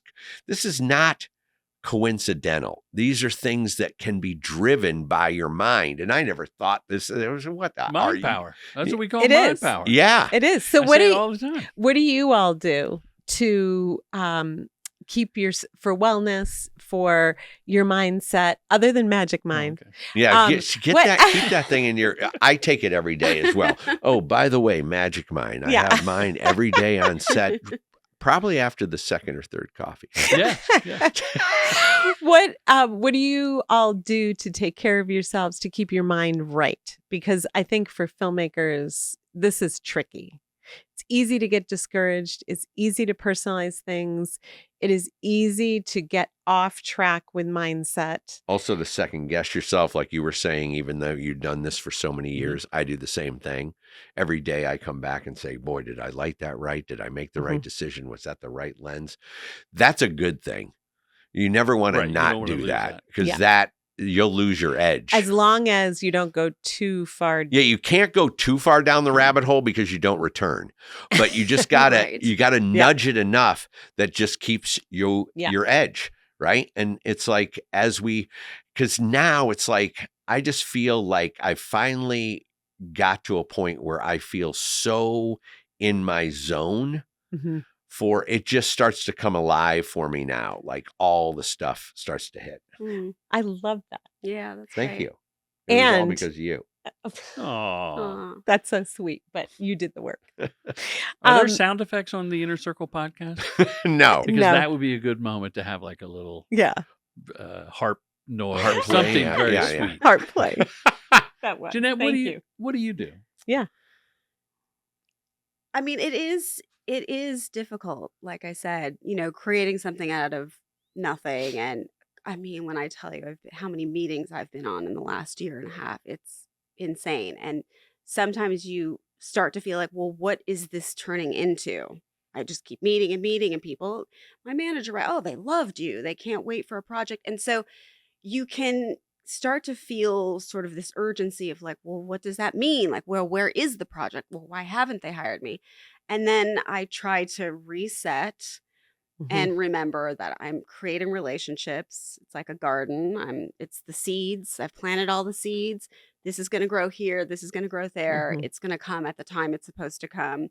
I do like to look at other like films or read something that will inspire me to go, Mhm. okay, like if I get in a little like creative slump or I'm feeling down about it, let me watch a film. Like the other night we went to see A Place in the Sun, and you Mhm. just feel like it's beautiful storytelling. Oh, I Yes. want to do that beautiful storytelling. Yeah. Okay, let me get back into my mindset of that's what I really want to do. Mhm. And then sometimes I have to check out of our business altogether and I'll watch things just for pleasure, not for the filmmaker side of it. Right. No, I have I to have to just do that a watch lot as things well. just to watch it. I have to Mhm. read Yeah. something just to read it. Mhm. So Do you have a support network other than Jordan? I mean, it's mostly Jordan. I think we are for each other. I have a couple of friends who Mhm. are also in the biz, and they, similar, they understand the similar ups and downs kind of thing. Um a friend of mine actually is a wonderful psychologist, one of my Mhm.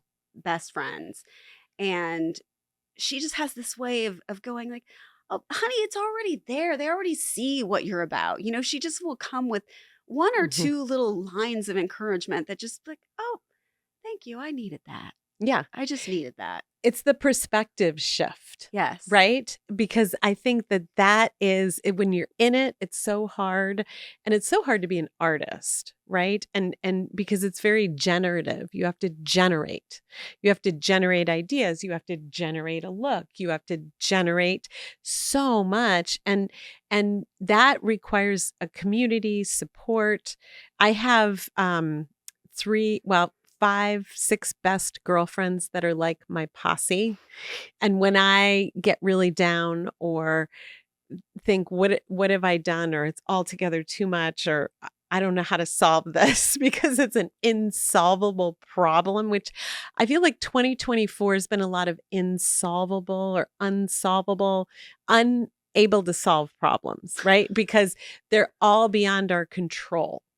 And so it's really focusing on what can I control? What lifts me up?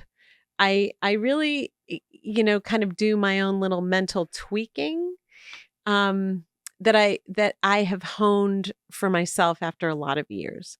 But So I like the whole thing where you're talking about the garden and you're planting your yes, seeds, I do because I too. think as a creative, if you go down one path and you're really passionate about that and it doesn't come to fruition, you kind of get frustrated and you're Discouraged. discouraged. Mhm. And like we get so many people asking us, I'm stuck. Mhm. I've gotten to this place. Mhm. I don't know which way to go, all these kind Mhm. of things.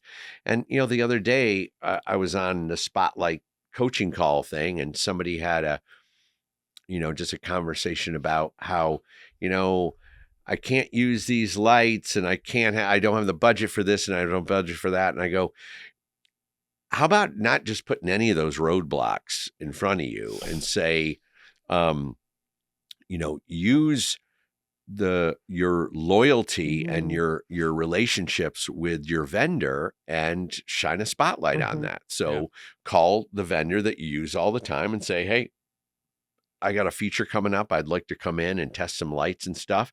And then based on that, after you do that, then when you have the feature, you say, hey, uh, could I get these things on a loaner? Our budget is so, and you've already laid the seed. You've already made Mhm. the commitment to go there. They obviously understand, okay, this is a guy or he or she that's coming up the ladder, right?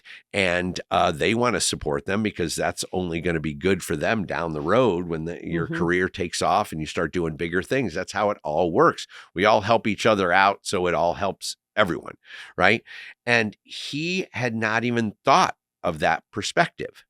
So it's like so many times I think that when you're in it so much, you can't see the forest before the trees, Right. right? Right. And I think creatives got to understand that there's so many ways to skin it. Mhm. And Love you it. just got to continue to play on multiple playing fields, Mm. just like you're Mhm.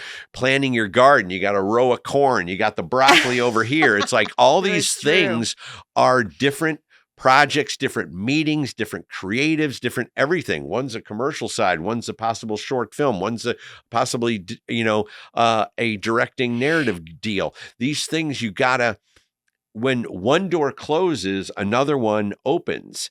And I think the other thing, when your garden, when the rabbits eat the damn broccoli, well, that wasn't meant to happen. You weren't meant to eat the broccoli that day, right? Right. Just like you weren't meant to get that project, because we can't self-sabotage ourselves. We have to just push forward and know that something else is going to be there. And I think that that mentality is something where we have to change that mindset, Mm. because I think that, moving forward, it's like I look at Filmmakers Academy, just to circle back on that. So much of what we do is our love for giving back and sharing knowledge. That's what we've based it on. Yeah. Now, our and it's hard work, and we have a very small team that is like the Swiss Army knives of Swiss Army knives. They're Talented. so talented, and they're doing so many things, but we only have so much bandwidth, right? And that's kind of frustrating. But at the same time, it's rewarding, because no matter what we do, we're doing it all together and we're committing. And then all of a sudden we launch it to the world, and the repercussions of the effects of what we've shared just come tenfold. You built something that is helping people. Exactly. And I wish people watching could see there is a 4-foot chocolate fountain that's on 24/7 right behind the camera. It's a marvelous space. My next book, and you're going to think I'm joking, and I'm not, is called Duct Tape the Monkey Brain, I love that. because you have to put the duct tape on the monkey brain when you start to go down And- the rabbit hole we talked about of, am I ever going to work again? What am I going to do? So 2 quick points to everything we're talking about. In Duct Tape the Monkey Brain, I will outline these 3 things. Decide what you want to do. Pick a date. Write it down. You make an event of the short film about the dancers with Down syndrome, about the spec you're going to do. And by making it real on your calendar, you can now call people and say, will you help me on March 18th? Which happens to be my son Jake's birthday. Because if you call and say, will you help me? We're all going to go, yeah, bro, tell me when. Okay, well, I got to figure that out and I'll call you back. Well, you just wasted my email. Yeah. Pick a date, be the leader, do it. Okay. And then the other thing is, we've been talking at a level of DP, director, producing, things like that. I would say be on set in any capacity. I've worked with DPs that have movies on Netflix in theaters, and I'll go, where you been? Oh, it's just out in LA picking up some hours operating. Like, yeah, be on set. My son he shot DP'd his first movie this summer. He's pulling focus today on some other indie. And I have instilled the belief of, you're on set. You were in the dunes the other day on a dune buggy with a camera wrapped in plastic. Like, just work. Just do anything. I had a slump years back. I produced some documentary where I had to take my friend out to the windmills. And did I bite my tongue because I knew the better shot? Yes. Yeah. But I was working. I was doing something. I wasn't just like, when's it going to happen? Who's going to call? If you sit around waiting for someone to call you, it's not going to happen. And lastly, take your iPhone and go shoot something. Like, there's no excuse. And I'm not the first or last to say this. If you don't have the equipment or the gear, get some Barbie dolls and shoot something and just practice. Do you know how to get coverage? Because with an iPhone, you've got a crane. You got everything. You got a helicopter, you got everything. Yeah. And I also think that in this conversation we had the other day, I was talking with somebody and they were like, why are you so positive all the time, Shane? How are you able to keep this, positivity?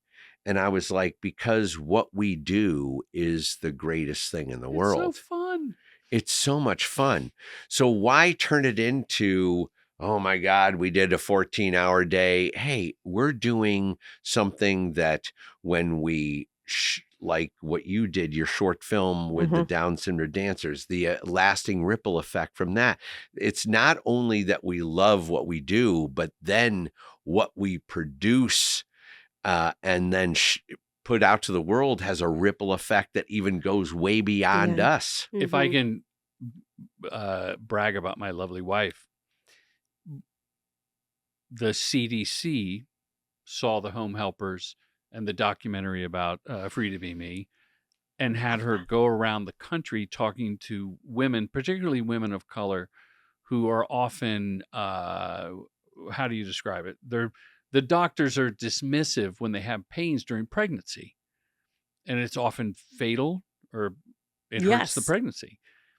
And talk about making a change and making something that affects people. The campaign's called Hear Her. And when people see it, they go, that happened to me. And it's starting a conversation. And then the second round or third round led to going to these Native American reservations and talking to those women. It's an amazing opportunity to see a slice of life you never would as a filmmaker. Exactly. But also to do good, like you're saying. Yeah. It's so important. And I think that not only are women dismissed so often, where we're like, oh, something's going on, but we don't really know.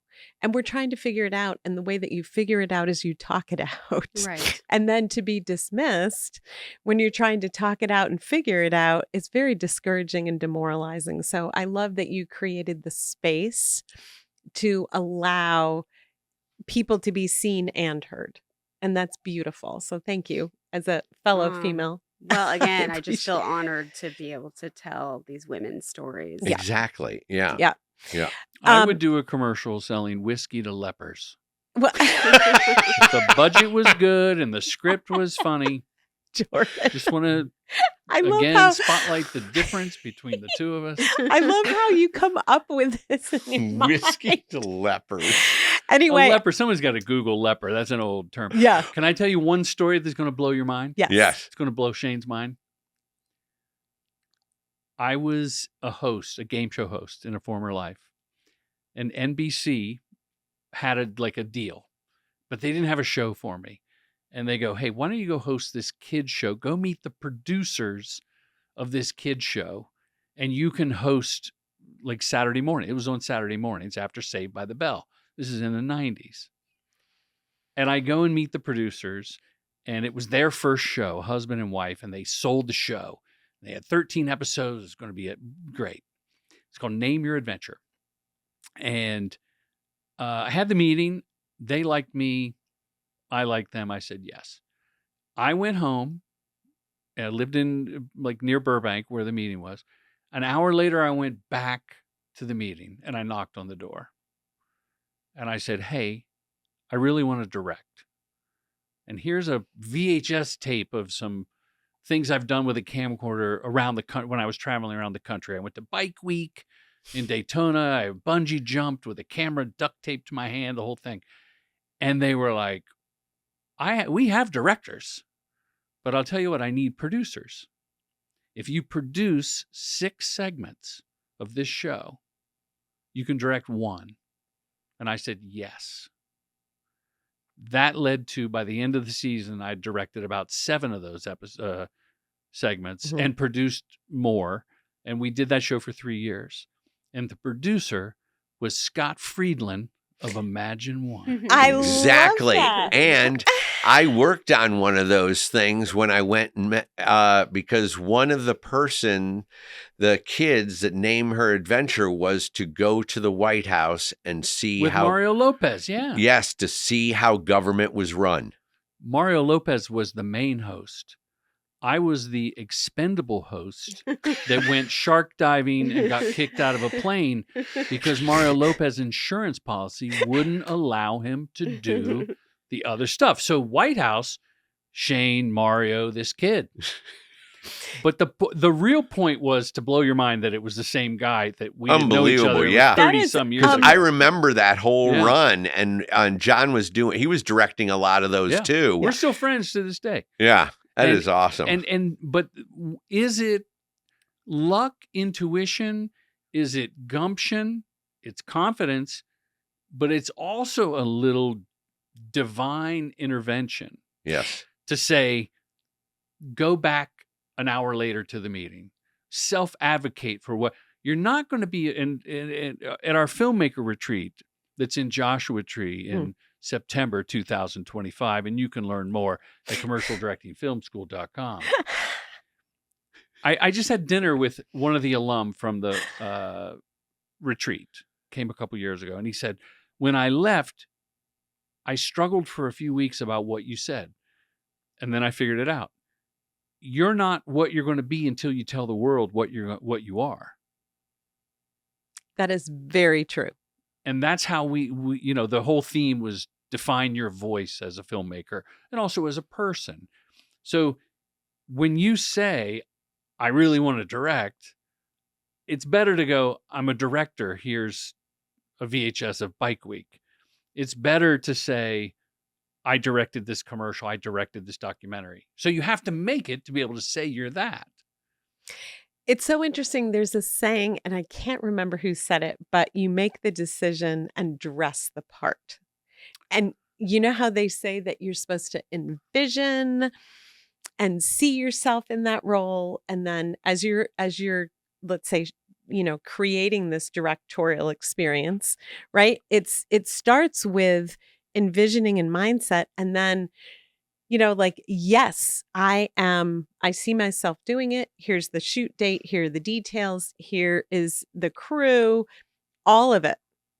And what's really amazing is once you have that much clarity on it, then it actually comes to fruition.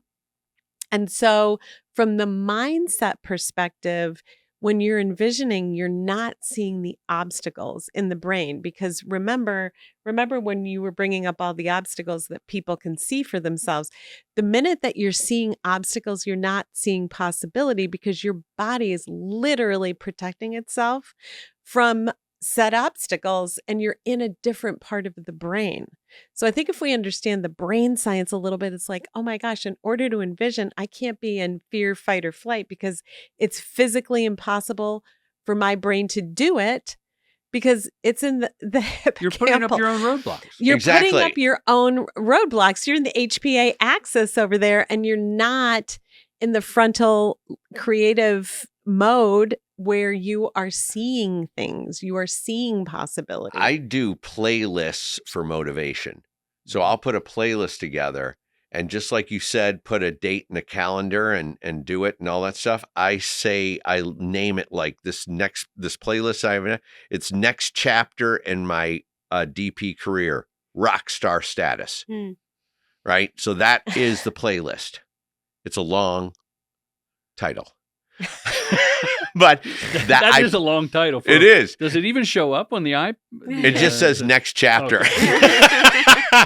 But with that, every morning I put that thing in. I know the songs. I know where I want to go. I'll move my because it's like 30, 40, 50 songs or whatever.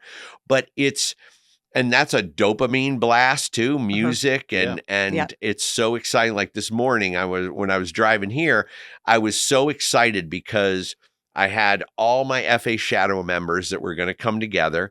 We always have such a good time when we put these together.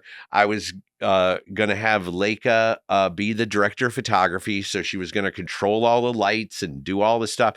And then to walk over there and she goes, I really love doing this. And it's like, that just warms my heart. It's like, because today was all about that, being able to create that environment. And, I'm the music when everyone got in the car to go to the lunch, it was at 55 and max is 60. Oh, wow. And everyone's like, whoa. But that is kind of my mantra to get when I go to set. It's like the same thing every day.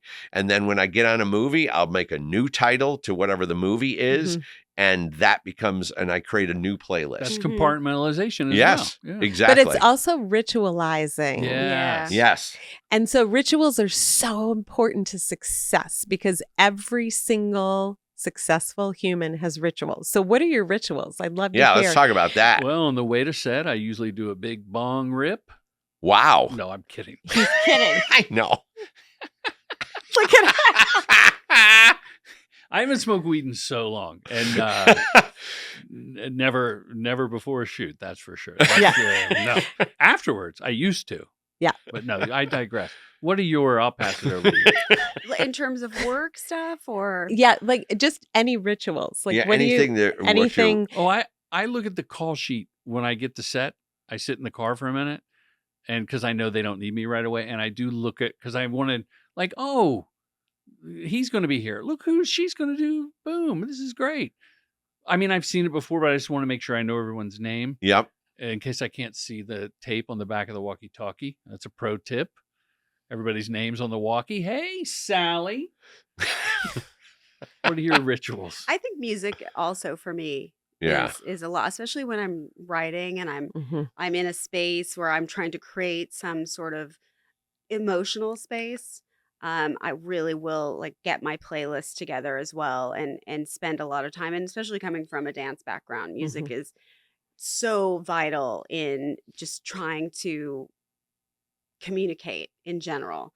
And I'm a good writer, but I don't find it easy. Right. So sometimes I'm really battling with myself. And I need the music to get inside of me, whether it's a classical score, whether it's Radiohead, or it's 70s Mexican pop, Jose or something like that. I need something to dig into the layers if I'm struggling to sort of help me express myself. Almost like an anchor, right? Or a connection. Like when I read a script, I have to play music.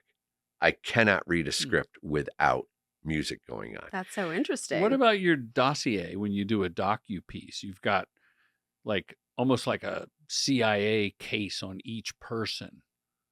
Yeah, I mean, when I'm doing a project like that, I really am digging into the subject, and I really do like the serial killer, all the things. Yeah, but yarn.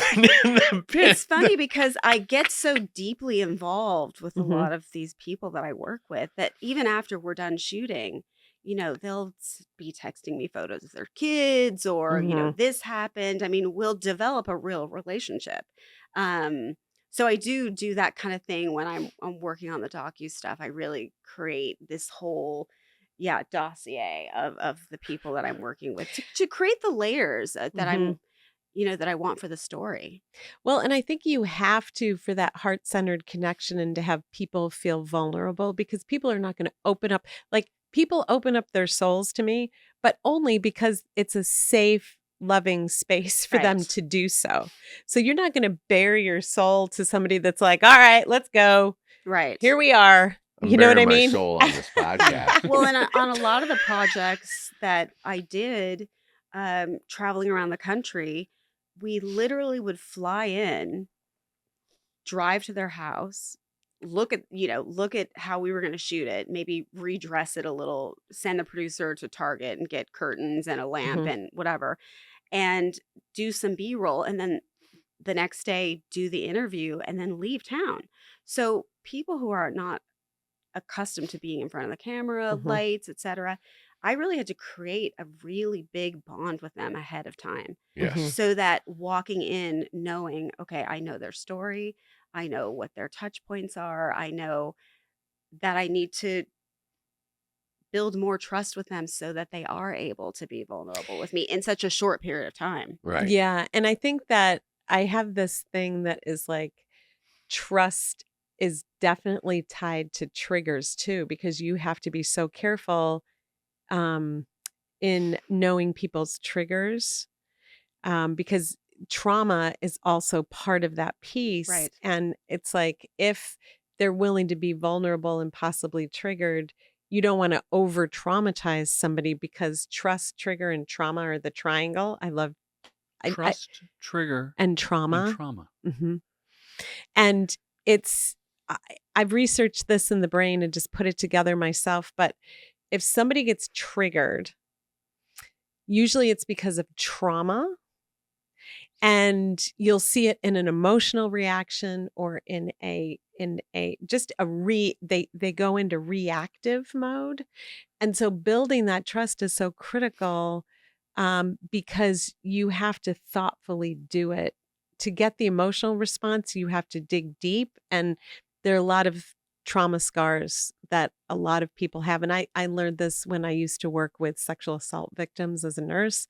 You have to be so careful, because you can actually do more damage and very lasting damage if you keep trauma triggering them. Because Well, they're like with your questions with and your stuff. questions, because Oh. they're Oh, right. actually replaying the And now they're experience. reliving You it. want and an answer, reliving but it. you're making them relive it. You're making them relive it in their mind and doing lasting damage. So it's a really tricky tightrope that you're walking. And I really appreciate your thoughtfulness that you're, because vulnerability is a part of it. But I have to be careful too with my own clients that I work with now, because sometimes you see something that people are not willing to look at or ready to face yet. And so it's just almost making a mental note, because that's a lot of the shadow work. That is the work of learning yourself and knowing yourself. So anyway, Yeah, I think just part of why it goes well for me generally mhm, is that it isn't just procedural. I'm not mhm. just doing all the research ahead of time so I can get the great interview in the 4 hours that we pull into town. I mean, I genuinely care about their stories Exactly. Mhm. Yeah. and what they've been through, and I share my own stories But with them. you are emoting that the minute you walk in, right? Mhm. Because of your mindset and because of who you are. And that is the power, where you can literally walk into a room and they're already feeling that. And that's where I feel when you get to that level, it's like it's like the best, because you're so passionate about what you're doing, and so into the message and helping them out. And then you're able to stand back from that and say, wow, this is gonna, and then when it hits, and then the ripples happen, and then it's just all wonderful.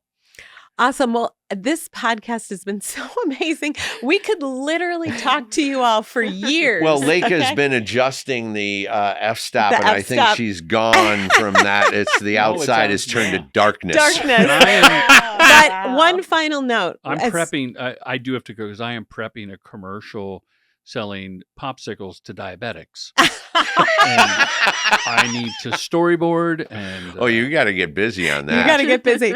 But one final note just as we wrap things up, what do you think filmmakers need to know about the future, where the industry is going? Like if you had to say that you think something filmmakers need to know, what would that be?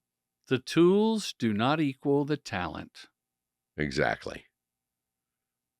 That's all. I could be here another 2 hours telling you about AI and this and get it done and choosing the right tool. And Shane and I are going to have a conversation at the end of the year about working relationships. So tune into that. But don't get hung up on the tool, because the tools all are changing very rapidly. Your talent, the great Ben Affleck, one of the philosophers of our time, said that AI can't say no. AI is a great thing, but we all know how to say no and know to say when. Mhm. So I think that's the big thing is if you want to be a storyteller in whatever that means to you, you still have a job. Yes. I love that. And we are going to have an AI expert on in 2025. Human or Human. bot? Okay. Human. So super excited about that to continue this AI conversation on one of our spotlight Yeah, I get coachings. asked this so much now. Like what's and going to happen? Everyone's all on, the Yeah. fence on, is there going to be a business in 5 years? Is AI completely going to take over? And I think that, it was like when Blockbuster finally closed its doors, right? It's an end of an era. But I don't think it's going to move as quickly as we think it is. We talk about it daily now. Yeah. Yeah. What's your take? What do you think filmmakers need to know about AI or anything else for the future? I mean, not specifically about AI, but just that there are places to seek out education. Obviously, like the Filmmakers Academy and commercial directing boot camp, etc. But there are a lot of people. I don't come from a space where you knew that filmmaking was a possibility. I didn't have Latina director in front of me, showing me the way. And I just want people to know that there's so many ways that you can educate yourself. And by watching YouTube videos, by reading articles, by listening to filmmakers talk about making their movies, etc., podcasts. I learned so many things on podcasts now. So that if this is something that you really want to do and you don't have the means, there are ways to find an education so that you can learn more about how to do it, but what are the ways to go about it. And getting involved in organizations, I think, are really important. I'm a member of NALEAP, which is the National Association of Latino Independent Producers. And I've been on a bunch of panels this year, and I really made it a goal to help young Latino filmmakers who are coming up who don't even know, like, where do I start? What is this business about? I mean, I did 20 Zooms at one point, just trying to give people like a little bit of my experience and teach them how to go about it. So seek out the education. It's out there. You don't necessarily have to go to film school. You don't necessarily have to have tons of money, but it's hard to gain access if you're coming completely from out of the business. So really seek out the education. They're out there. They're online. And I agree with you. And I would just add, and communities, as you're talking about, Right. because you can be so talented, okay? And at some point, you still need the community support. It's like filmmaking is never an island. And I think for the relationship building, the community comes in. For the job possibilities, the communities come in.